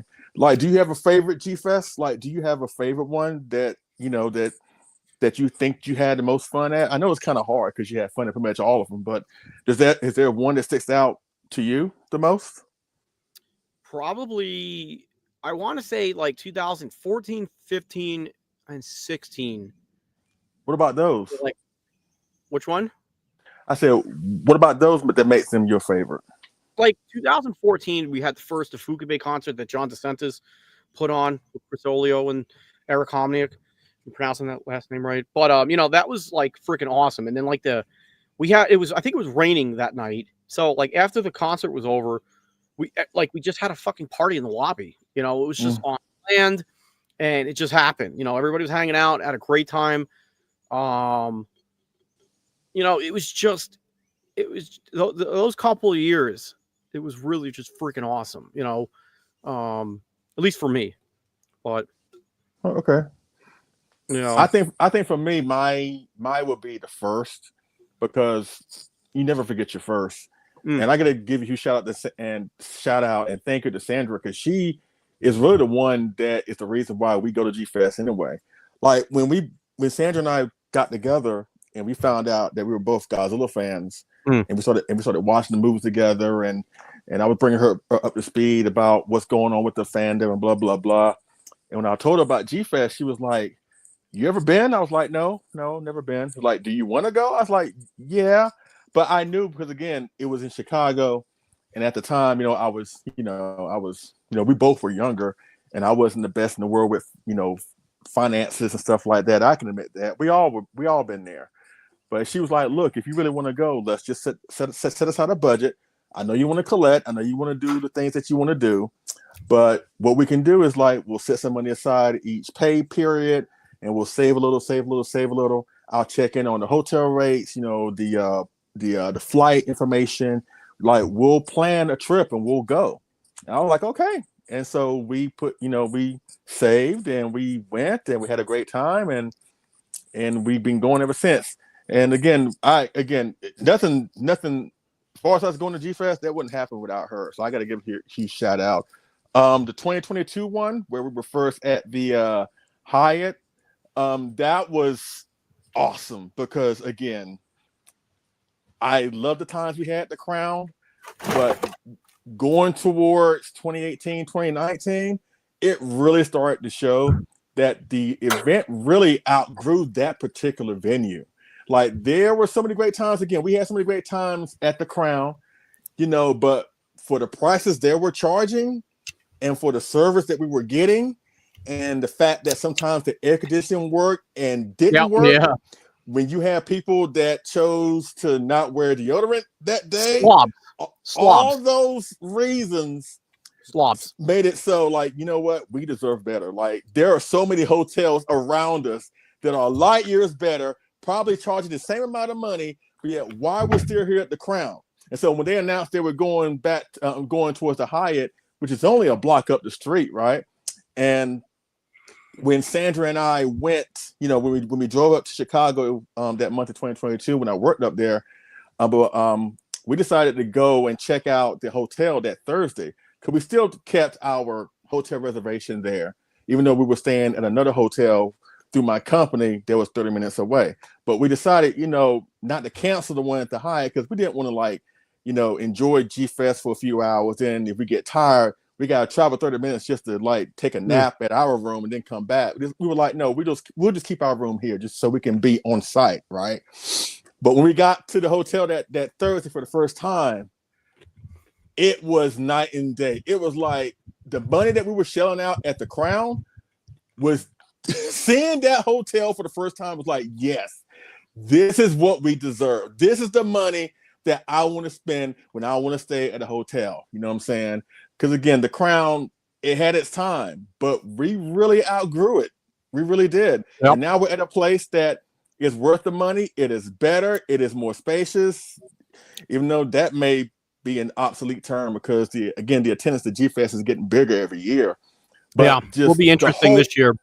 Yeah, but the whole atmosphere of the Hyatt is absolutely really upscale and is really, really good and is really worth our money and our time. So I would have to say, again, my favorites was our very first one. And again, when we finally moved out of the Crown and into the Hyatt in 2022, those are my personal favorites. Do you have any personal favorite G-Fest purchases? Those that stick out? Wait. Let's go back. I got the slides to come back up again. Oh, you did? Okay. Yeah. All right. Okay. We'll go back. Then we'll go to the G-Fest purchases. Okay. Here we go. All right. Go for it. All right. We're picking back up. Let's get back into story time. Once upon a time at G-Fest. So going back to the cigar photos. This was G-Fest 2023. My first year back to G-Fest after the pandemic. So we got clearly me, David, James, Bumpus. And then we got Chris and George and Jonathan Portman all cigaring it up. Boom. Mm-hmm. Okay. Oh, come on. What the F? All right. We did that one already. Back to 2014. After, again, like I said, this is after the Fukabe concert. That's myself, Paul Ramiro, Sam, when he was there, and David. The four of us, we had a room that year. We had a... Again, I know Sam snored. David also snores. Apparently, I snore now too. But I think it depends on like the hotel temperature and the pillows. Snores. Are you serious? Yeah, I'm serious. How you doing? Are you serious? No. Yeah, I'm telling you, man. When I'm in different rooms, like with different like temperatures and like air conditions, it affects the way you sleep. It's true. That's the thing. Did you say photo? Did you say pillows and the room temperature depends on if you snore or not? Yes, yeah, because depending on how your neck is positioned and what also plays a role into how your windpipes are, that affects how you sleep, which can make you snore. And then depending on like if it's too cold or the humidity in the room, plus if there's dust and the filters and this, that, and the other thing, you get congested and you snore. This is a fact. Okay. Just say okay. Very good. This photo here. Oh God. I'm thinking about because the 2 years ago I shared a room with Chris and George and they said I snored and they recorded me, those sons of bitches. Alcohol equals snoring. All right. Okay. This is true. But I'm not snoring now, am I? See? No snoring. I only had a beer, two beers and a quarter. What are we doing? What are we doing here? This photo here. I told you what was going to happen. You know, I'm only 2 beers deep. You know, so and this is a light beer, but I only have 1 kidney, so you know, I'm a lightweight, which is great. Okay, what are we doing? This photo here, pretty sure David took it too after the concert, 2014. You know, that's Tim Crane and Brandon Shields, and we're just, you know, we're strutting our shit. Boom. Yeah. This is probably also 2014. I'm gonna guess. Because I was working with Radioactive Toys, James Bond, and the Shields. So that was my first year working in the deals room. And if you realize I look a lot taller, that's because I'm standing on a chair, which is not good because I fell that year. I fell. You fell? All right, this is another funny photo. Yeah, I did. I fell off the fucking chair, went tumbling down. Brandon was like, "Yo, it happened in slow motion." I'm like, "That's great." I wish somebody caught it on video. But yeah. Alrighty, okay. This photo, that's Brian and Tim. I don't know who's behind him, but I always like this photo because I'm like, the fuck? Like, what's going on here? And it just so happens Tim's hand is like right in front of my face, so it's like nasty. This was one of those epic group photos. It's also after the concert for those of us that were hanging out in the lobby. A lot of people that we haven't seen in a while. Yeah. But yeah, that was a good time. Another big ass group photo out on the patio at the Crown. This was probably 2017 or 18. Okay. One of those years. But big ass group of us. Oh, this is Fogo. That's Nev and Brian and me. And we were full. We ate all the meats. All the meats. So I think I'm going to fast, clearly the day before, because I think we should do Fogo again. It's a big deal. Big meats. They just keep bringing the meats until you get the meat sweats. Meat, you're going to have roast beef sweating out of your armpits. That's how much meat they bring you. I've never been there. Good stuff. I've never been there before. Oh, it's like $65 a head a person. And, they just, you get a coaster and you flip it green to keep bringing meat. And they just, the waiters, they just come with meat on a fucking, whatever you call those things, a metal rod thing. I'm not an English major, nor do I speak proper English. And they just keep bringing the meat. Yeah, I don't know what it's a thingy. A spigot or something, I don't know. Yeah, I don't fucking know. And they just keep bringing the meat until you flip your coaster up red, and then the meat stops. How long did you have the thing on green anyway for you to have this look on your face? I don't know, man. Like, I think the first year I went, because I went 3 years in a row, and then we went again last year. But before that, the first year, I felt like I ate a whole cow. And then the next year, I was like, all right, half a cow. And then the third year, I'm like, I don't know what happened. I just can't I got fucking roast beef and pastrami backing up in my throat. Oh, I had to stop. You look pregnant. You look pregnant. Right? It's a meat baby in there. Meat baby. I think we're getting close to the end. Okay. I'm going to make fun of Christine's a little bit more. This is standing in line for, I believe, the second concert. So that would have been the one with Kawatani, who did the soundtracks for GMK and the Gamma trilogy. So that's Jessica, John, Mr. Sampson. Yeah, so this has got to be 2015, and that's James back there. That's what James, if you had to add a sound, that's James's sound. Oh, and an appearance from Phil. That's Phil when he was looking really healthy. Now he's got a broken neck and he's decaying. Poor Phil. Look at all the band of figures, though. Very nice. Yeah. Mrs. Jessica Etchels. Oh, Jesse. All right, now here comes the last photo.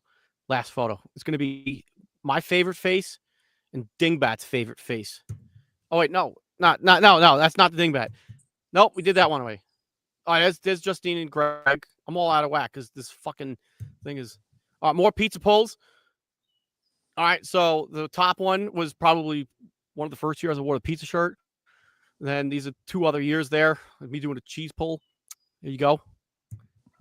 That was a good one. Yep. Yeah. David was like looking at something else. I'm observing the pizza like everybody else should. It looks like Kyle zoomed in on the. I was gonna say on the pizza too. It's like, is that Kyle in the corner right there with the ZZ Top look? Oh yeah, yeah.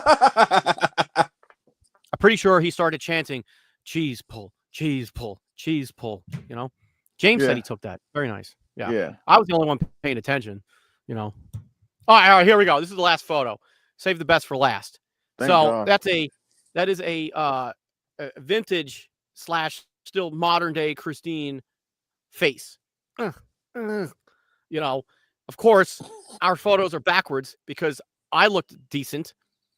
Then in the other photo, I'm doing RDJ because everything Christine does is just fucking eye roll. you know, and then she looked decent.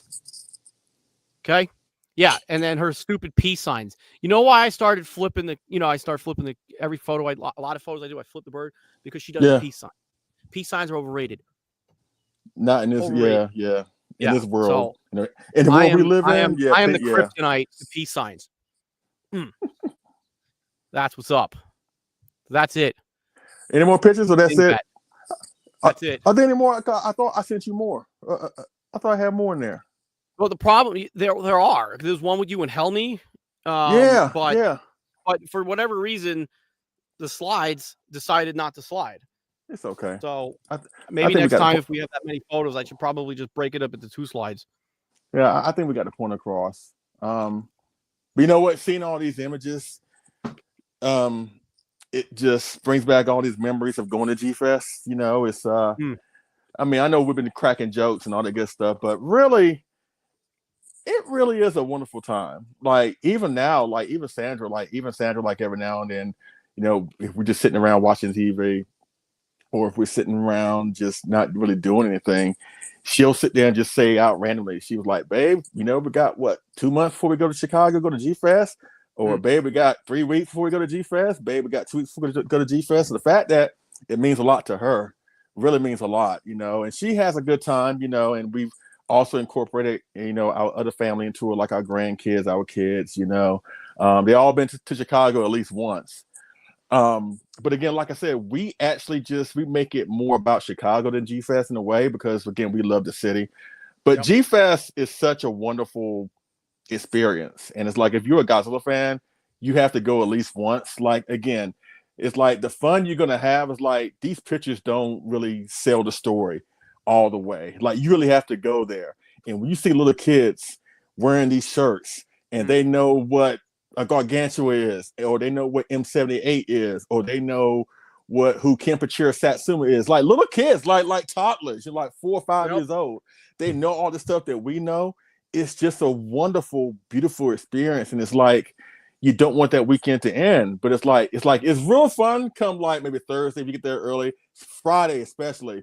But like Sunday morning, it starts to dawn on you, like we only got a handful of hours before we have to get on our planes or our cars. Then we have to part ways from each other, you know. But it is a wonderful experience. And again, seeing all these photographs just brings all the memories back that we haven't really had a bad time at G-Fest, you know. It's always been fun. It's always been good. It's always been just seeing people and just talk about why we love the stuff that we love. Now, again, we don't agree on every single thing, but we at least have a fun conversations about it, you know, and not to mention the goodies that we get out of it, you know. But again, it feels like it crept up on us this year. It's not, it just came on out of nowhere, you know, but which is a good thing, you know, because, you know, we only a handful of, you know, days, because this week's going to fly by fast. Then the next thing you know, it'll be the next week and people are going to start filtering in, you know, starting Monday, going through the entire week until the weekend. So it's a wonderful, wonderful experience. Now go back to the question I asked before we kicked to the slideshow again. What have been your favorite purchases from G-Fest? So when you asked that earlier, I had to think about like, all right, what have I bought at G-Fest? You know, there's been some Marmot Power Baby stuff, a couple Bandai things here and there over the years, a couple soundtracks. But there was only one purchase that stood out, and they came in a pair. So it was the Marmot Godzilla 2000 and Orga set that Chibi Goji Toys did as a raffle. And there was only 10 given away, you know, a part of the raffle at G-Fest.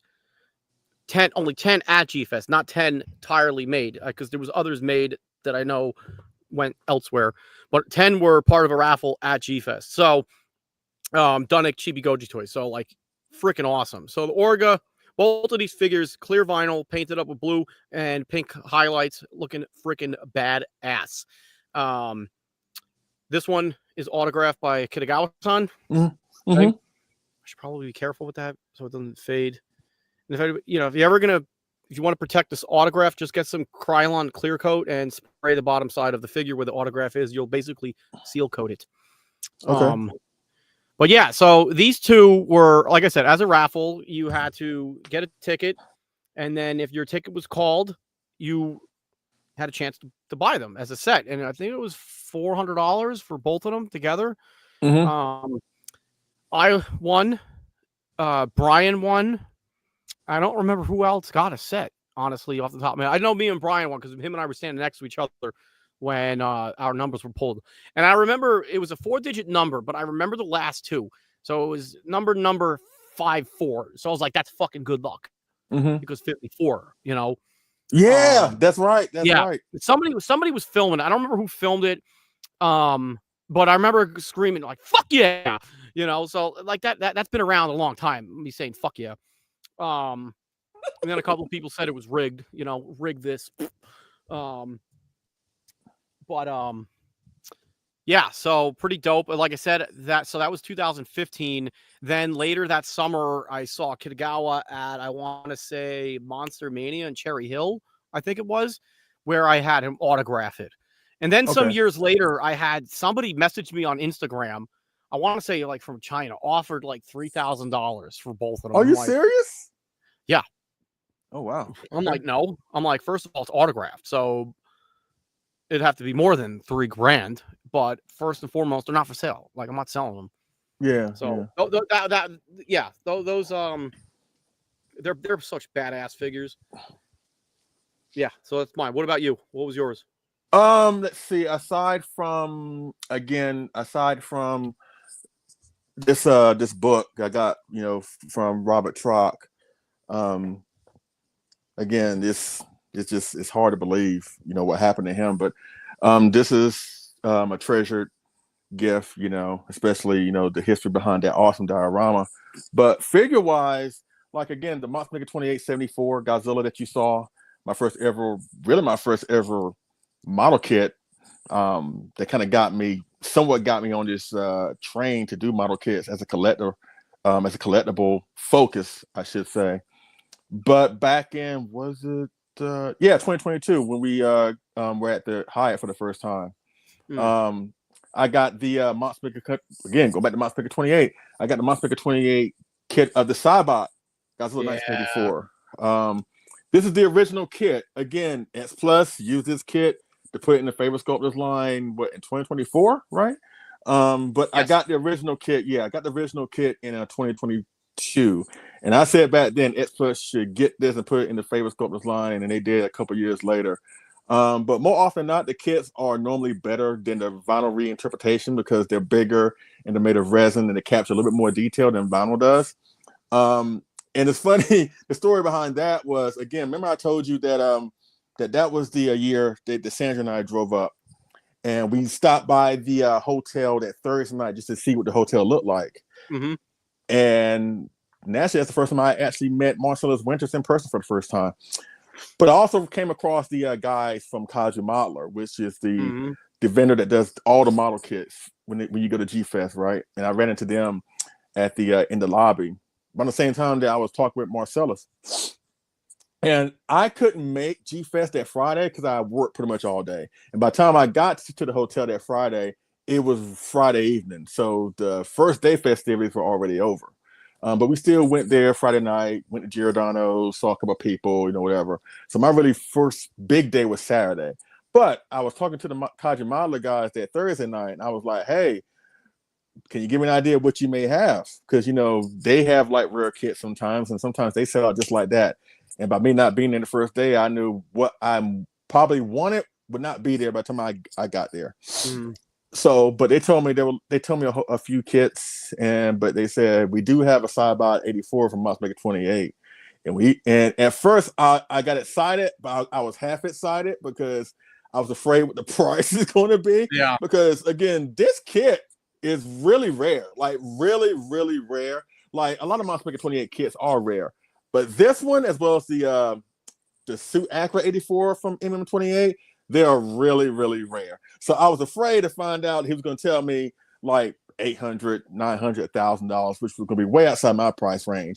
But the price that he quoted me was like, yeah, that's doable. So I had him, the guy I talked to. I had Marcellus. I think I had Nick Sides. I think I had a couple more people.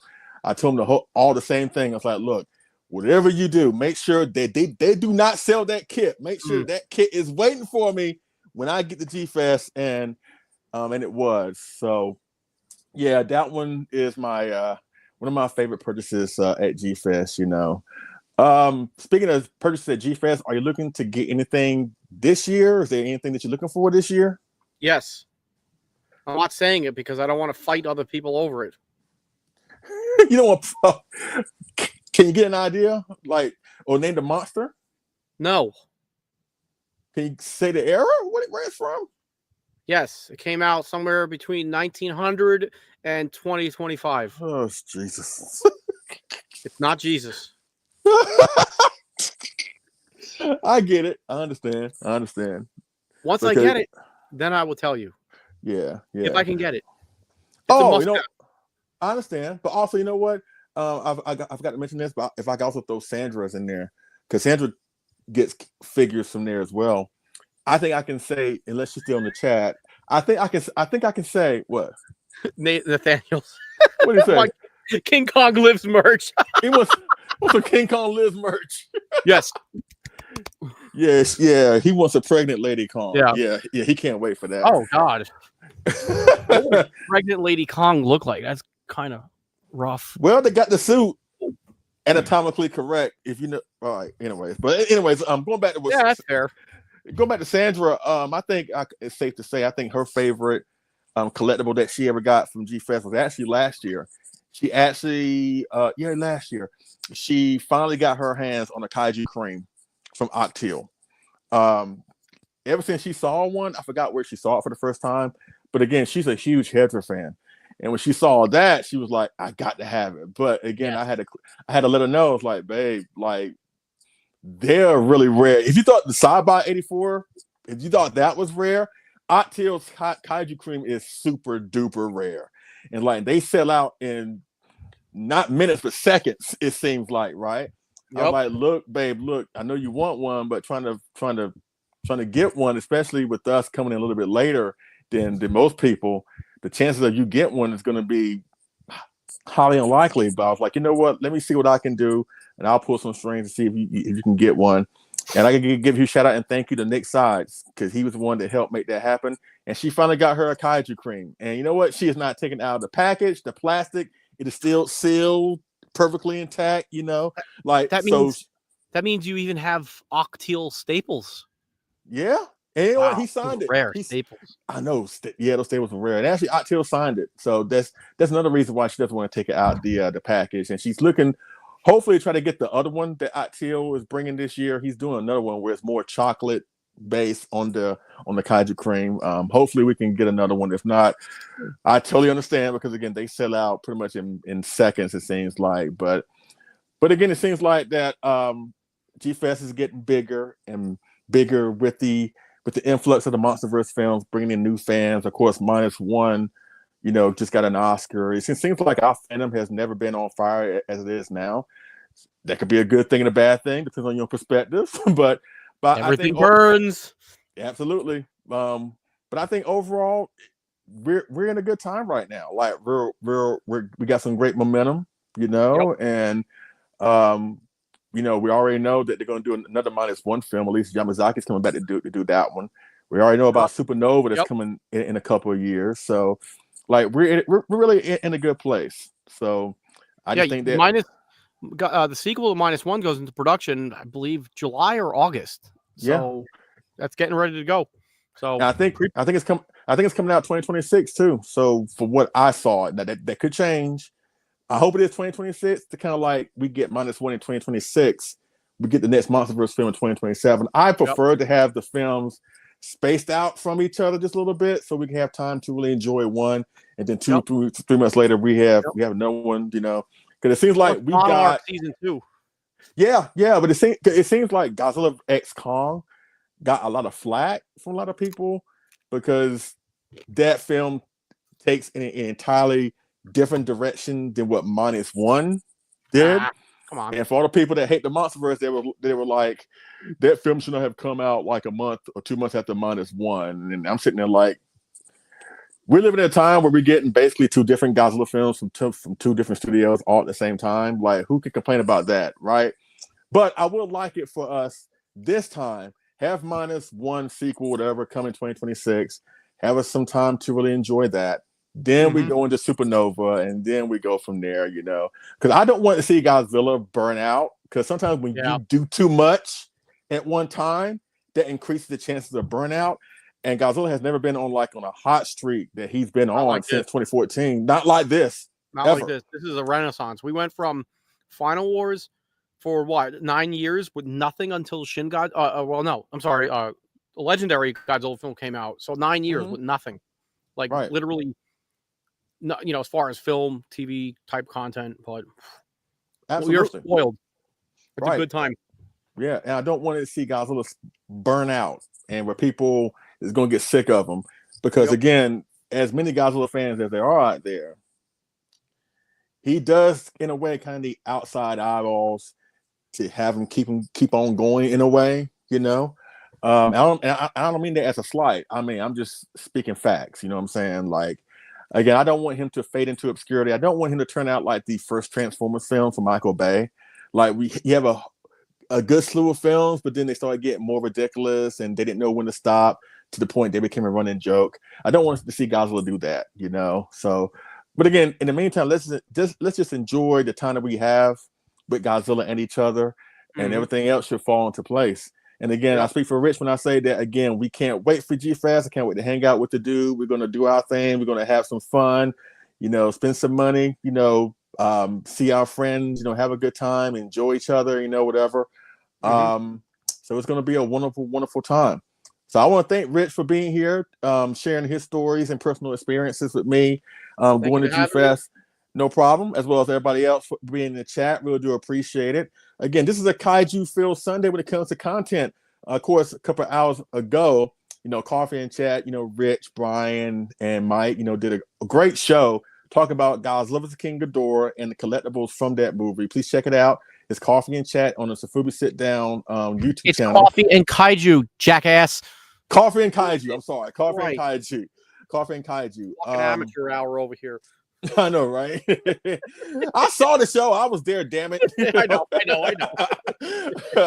But yeah, Coffee and Kaiju, my bad. Here we're hitting you up with the supplemental stuff on Collect All Monsters. And in like an hour from now, around 6 o'clock Eastern time, wait. Hold on a minute.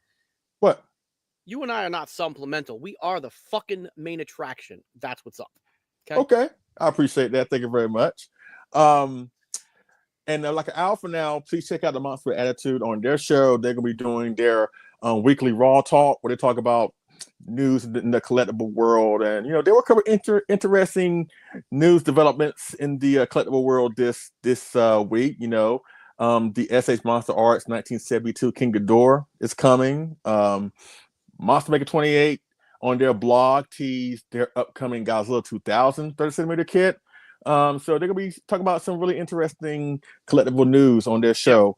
Raw Talk on Monster Attitude in like an hour and a half from now. So if everybody here is gonna jump on and watch that show, and if Sam's on, Sam West, give him shit for not going to G-Fest for 9 years, because this will be his last one was 2015. Give him shit. Tell him he's a sellout.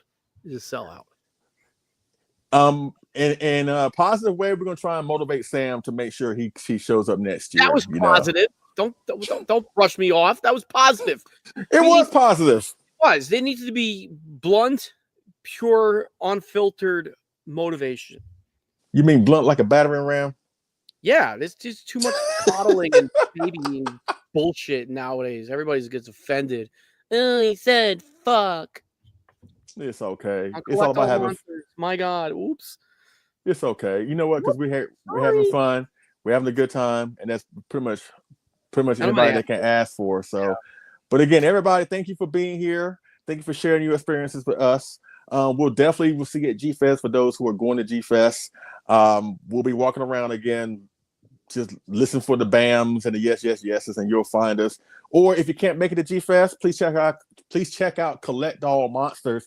We're gonna have our July monthly episode on that weekend, on that Saturday. So if you can't make the G Fest, please check out that show. You doing a show during G Fest weekend? We've done it before. And it's funny. I gotta know, where are you doing this at? It's funny because we normally crash that shit. It's funny. We normally have our shows like the middle of the month, and it just so happens ever since we started doing the show, G Fest always falls on the weekend that we're doing the show. Yeah. Now, for those who go, you may pop in and say hello, whatever. I'm not doing a full show. I'll just pop in and say hello and give the rundown about what happened at G Fest. But for those who can't make it, I'll be doing some vlogs on the show and post them on the Collect All Monster Collectors group. But again, if you can't make the show, then you can definitely watch the monthly show here on Collect All Monsters, same bat time, same bat channel, where they're going to be discussing the life and works, the awesome works of the father of Tokusatsu, Eiji Tsuburaya himself. So that should be a fun show. But before we leave, let me ask you a couple questions about Eiji Tsuburaya, Rich, because we got 10 more minutes before we can shoot the then we'll be out of here at the 2-hour mark. Shit. Absolutely. Shit. Say it. We can shoot the shit. Say it. We can shoot the Say it. We can shoot the I'll never do these shows again with you. We'll just do it on my show where you can curse. We can shoot the shit. Yeah, there we go. Fuck yeah. Let's see. Okay. Eiji Tsuburaya. Okay. What is in your opinion? I mean, and trying to be objective with this, okay? I know you had your certain film favorites of his, but try and be objective. What is your favorite or not? Genuine about it. What is the film do you think he did his best job as special effects director, non-Godzilla tokusatsu film from Toho? What is that film? You may agree with me on this one. I don't know which one to pick. This is a double answer. I don't know which order. I'm just going to say them in the order they came out, but Frankenstein Conquers the World and War of the Gargantuas. Oh, wow. Those two are just phenomenal. Oh, now you got me thinking about the Mysterians. No, I'm gonna stick it with. So if I had a Frankenstein Conquers the World or War of the Gargantuas, probably have to tip my hat to Frankenstein Conquers the World. That movie was just from storytelling, from perspective, Frankenstein growing and all that. And that wasn't a very heavy special effects film, honestly, when you think about it. And neither was War of the Gargantuas. But the miniature work was really, really good. The miniature work that I felt like that takes you from a different perspective from watching a Godzilla film. Is when you're watching Frankenstein Conquers the World and War of the Gargantuas, they're all the monsters in those movies. They're both grounded. There's no flyers, no special beams, no atomic weapons. Or atomic breath or whatnot. It's very grounded, which is probably why I gravitate towards those films. Because you really have to have a good story to tell to carry that, to keep the audience, the viewer, intrigued and along for the ride from start to finish. Right. But and again with the special effects, it doesn't have to be, like explosions and this, that, the other thing to have good special effects. I thought those movies, you really get pulled into the story by every aspect of the movie, and the special effects included. You know what's funny? And it's funny that you mentioned that. I didn't think you was going to pick that because I asked this question on the group a couple of days ago, and I thought you were going to pick the movie that was basically the number one answer on that post. I thought you were going to pick Rodan. I thought you were going to pick Rodan as the best. Rodan popped into my head for a second there, but when I think about Rodan, I feel like I'm watching two different movies. The beginning half of Rodan is a straight up horror movie. That movie could have just stayed about miners in a flooded mine getting attacked by giant caterpillar thingies. That movie just starts off as a straight horror movie. And then as it shifts towards Rodan, clearly, it gets, clear into the realm of giant monster. But even that movie had great special effects, especially the miniatures, like that scene where Rodan flies on the bridge in the water and everything. Beautiful. Okay. Yeah, I might have to watch all of them. I watched Rodan not too long ago. Actually, yeah. I'm going to stick with my choice: Frankenstein and War of the Gargantuas. It's interesting because I agree. I go with Gargantuas with that answer. But veering off a little side question, because you've pretty much seen all of them, the non-Godzilla Toho Tokusatsu films. I haven't, right? There's still some that I've not seen. I have not seen the Mysterians. I've not seen Battle in Outer Space. Dude. I have not seen Atragon. I have not seen Dogora. I have not seen is it the Human Vapor, the H-Man? I have not seen. Is it the Secret the Telgian, the Telegian, whatever you call it? Haven't seen that. I haven't seen I forgot, but my question is, which one would you recommend I see first out of those I just mentioned I haven't seen yet? The Mysterians. Okay. All day. Okay. You know, because remember when I was by you in March, you know, we were talking about we watched Matango because we haven't seen that. And like again, that's another one that's just grounded. There's no big giant monsters, but it's a horror movie when you really come down to it. It's like the only that felt like the only horror movie Toho ever did was Matango. But yes, Mysterians. If I think one of the soundtrack by Afukube stands out amazingly. But it's just a wonk. It was the first alien type story from Toho, you know, and the first robot, right? Because that was 1957. So, it was the first of its kind. So, robot, aliens, and great score, just a fun movie all around. So, definitely do it up. You know, it's funny because again with Matango, that was such a creepy movie. But to me, it shows that it doesn't really need giant monsters. Really, the monsters in the film are just regular people that turn on you, you know, for whatever reason. And I thought that was a really interesting, unique take when it came to a Japanese Toho film, Tokusatsu film, excuse me. Because I remember, you know, we were watching and I'm sitting there like, because again, I love seeing the actors like Kuma Mizuno, Akira Kubo, Hiroshi Kazumi, Tsuchiya. You know, it was great. But then when you see the events in that film and you start the people that you like in the beginning, but then they start to turn and become more anti-subhuman, I guess. Yeah. It's really kind of like a mind fuck if you really think about it, you know. But that's why it's so interesting, you know. Now it's not a film that I go back to all too often. That I finally saw it once. I remember that. Yeah, but I like that it exists because it provided something different when they didn't have to do just something involving giant monsters. Mm-hmm. So I appreciate that. But again, it made me.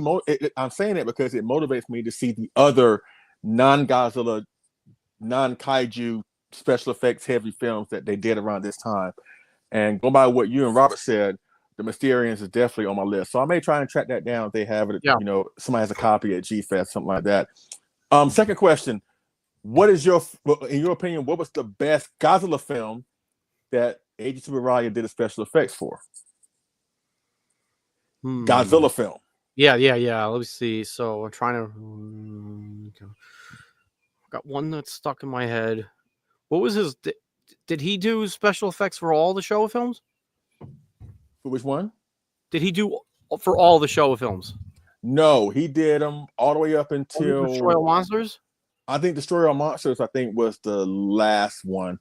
Because Godzilla's Revenge, even though he gets credit, by that time he was really ill and he wasn't active as director. As a matter of fact, I think Son of Godzilla and Eberhard the Deep, I think a guy named Sadamasa Arikawa did special effects, but again, Tsuburaya got credit for it.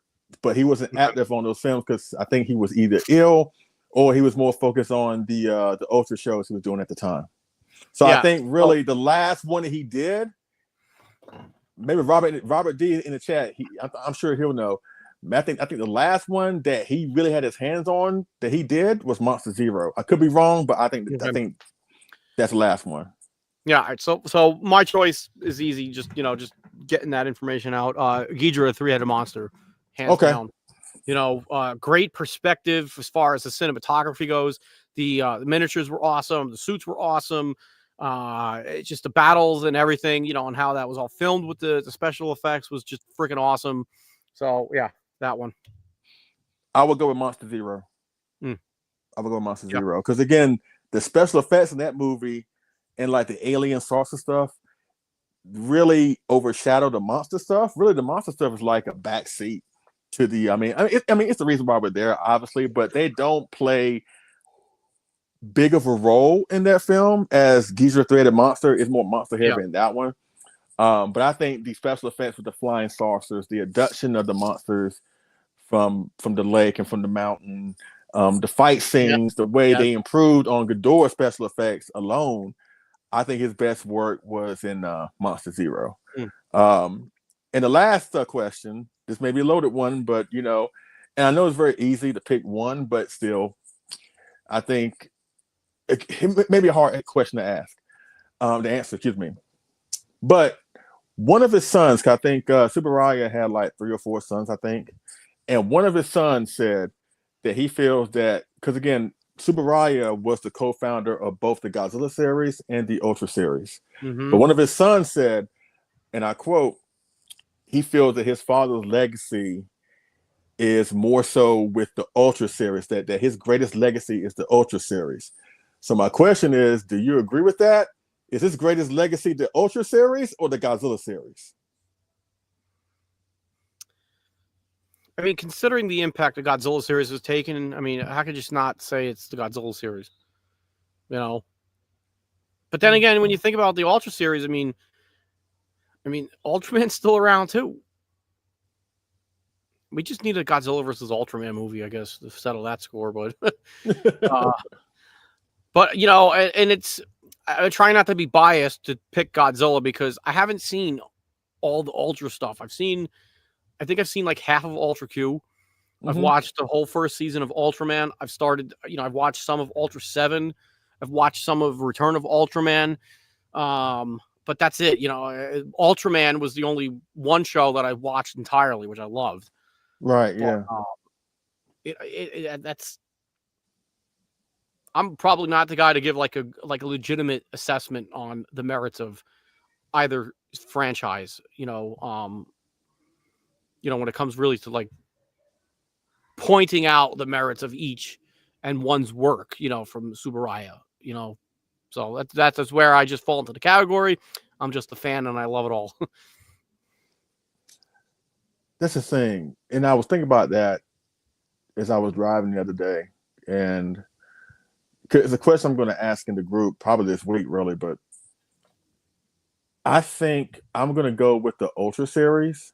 I think, because again, I know that the common answer, or at least the more popular answer, would have been Godzilla. And between the two, yes, Godzilla is more of a worldwide global icon. But I don't think people really understand how popular Ultraman is in Japan. Based on what I've heard from people, Ultraman is like Superman over there. He is like, and in some circles, he is more popular than Godzilla, for what I understand.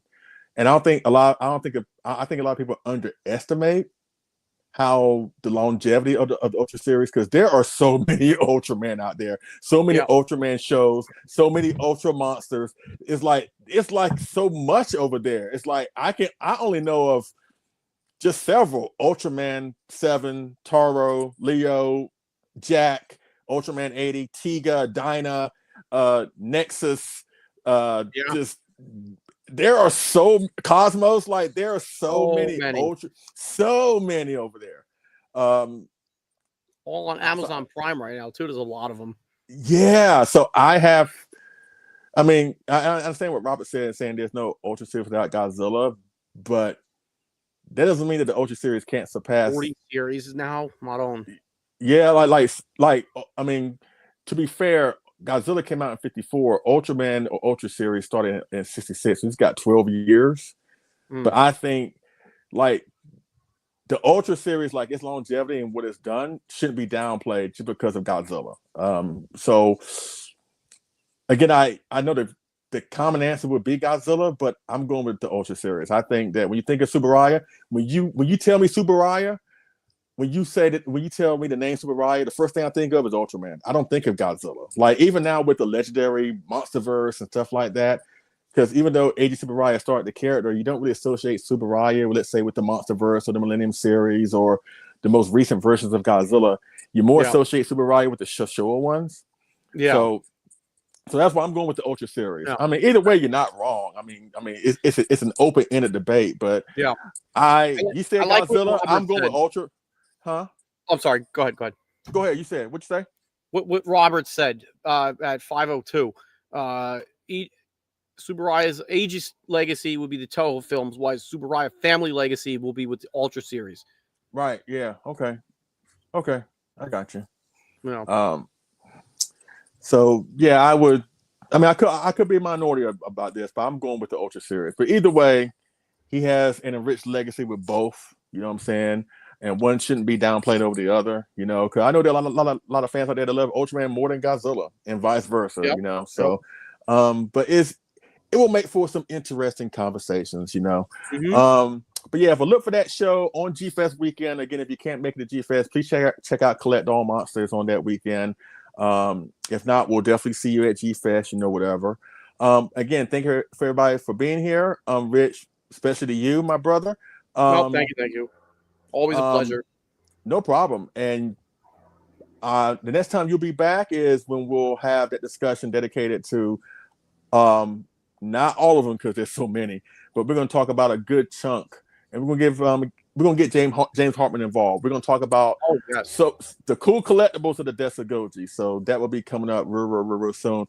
Maybe we can do it in August, since that could be like the hottest month of the year somewhat. So we can Burning Godzilla is hot. Yeah, so we can tie that in, So 30th anniversary this year. Absolutely. So with that being said, what you got to plug? What you got coming up on your platform, man? I'm gonna keep chipping away at the Bandai Marathon that I've been doing. I feel like I'm behind. I really want to be cranking those out like every 3 days, but with work and just life in the way. But I'll keep working at that. I got this new the fake Godzilla, so I'll knock that out. At least those are the next few videos for me. Okay. Clearly G-Fest in less than 2 weeks. And then just go from there. You? Again, I'm not going to be on the show, but I'll be at G-Fest. Me and Sandra will be walking around with our little grandson, Hezekiah, checking out everything. And I won't be back on Collect All Monsters until August. So, but again, I may pop up on the show that day just to give you all just a little rundown for those who can't make it of the show and stuff like that. For our supplementals, again, I'm doing the Desa Goji show at some point. Like I said, it more likely will probably be in August. I want to capitalize on that. And then after that, a couple months from now, Sandra and I will be in Japan for the first time. So I'm definitely shooting some stuff out of there from there. Don't know what, but definitely doing that. I still want to do a supplemental show devoted to Gamera because he turned 60 this year. Don't know when that'll be. I'm just trying to find time to do these shows. It's kind of hard, especially when you're trying to save money to go to all these trips and stuff like that. But other than that, I'll let you know when that will be. But in the meantime, expect content coming from Collect All Monsters. That's a Fubi sit-down show, and of course, fresh vinyl reviews. And again, like I mentioned earlier, please check out the Monster with Attitude show in like an hour on their channel, where they talk about, it's going to be Raw Talk, where they talk about, all the collectible news, at least the most interesting collectible news that went down this week. And I'm sure they'll talk about what they plan on doing at G-Fest in a couple of weeks, So this Sunday has got you on lock with the, the Coffee and Kaiju, Rich, show, and this show, as well as Monster with Attitude. So you're not done yet. You still got, the Monster with Attitude show coming up in like an hour, so please check that out. But in the meantime, thank you so much for the support on Collect All Monsters. Thank you for the support on Fresh Vinyl Reviews. And you have not seen the last of this duo coming at you with some content. As I mentioned at the top of the show, the Kaiju Lethal Weapon. You got Riggs and I'm Murtaugh, so I'm getting too old for this shit, But we should do something at G-Fest. I don't know what though, but we should. Like what? What can we do? I'm open to it. Like, what can we do outside of us not getting arrested? Like, pick me up from my ankles and swing me around and throw me into like somebody's table? That would be fun. What? Nothing. I could do what? Grab you by the ankles and you mean basically just commit assault? Actually, I might ask you to hold me upside down. I need to like stretch my spine out. My back is fucking killing me. I need to be hung upside down. So I might have you do that. Dude, I'll do anything in the world for you, but I'm not trying to cripple you in the process. No, the thing is, I'm crippled. I don't know if I told you, like when I did that the kidney donation, I got that CAT scan. My lower back is fucked. So either you could swing me around, like gravity pull me and stretch me out, or hold me upside down and dangle me, or just throw me into a wall or something. Maybe straighten me out. Yeah, you think that's going to help you out with your back? Leslie stretch. That's what we want to call it. Leslie stretch. Okay. Well. So yeah, make my back squishy soft. See now we see people interested. Make his back squishy soft. Okay. Yeah. Well. Yeah. Well, anyway. maybe we'll do that, but now that you got the idea in my head, we'll definitely do something. So expect something from Riggs and Murtaugh come G-Fest, Yeah. But in the meantime, thank you so much for being here. Really do appreciate it. Again, thank you to Rich. I really do appreciate it. And we'll definitely see you on the next Collect All Monsters episode, and definitely see you on the next Fresh Vinyl Review. Now, as we end our shows, let me do it with the awesome catchphrase that we're famously known for. So again, thank you to Rich and thank you to everybody for being here. Really do appreciate it. And we hope to see you at G-Fest in a couple of weeks. So until next time, our planet may be doomed, our Earth devastated, the monsters are in revolt, and civilization is in chaos. We must unite and collect all monsters. Oh, say Fresh Vinyl. Bam. Bam. That's what's up. Have a good night, folks. All right.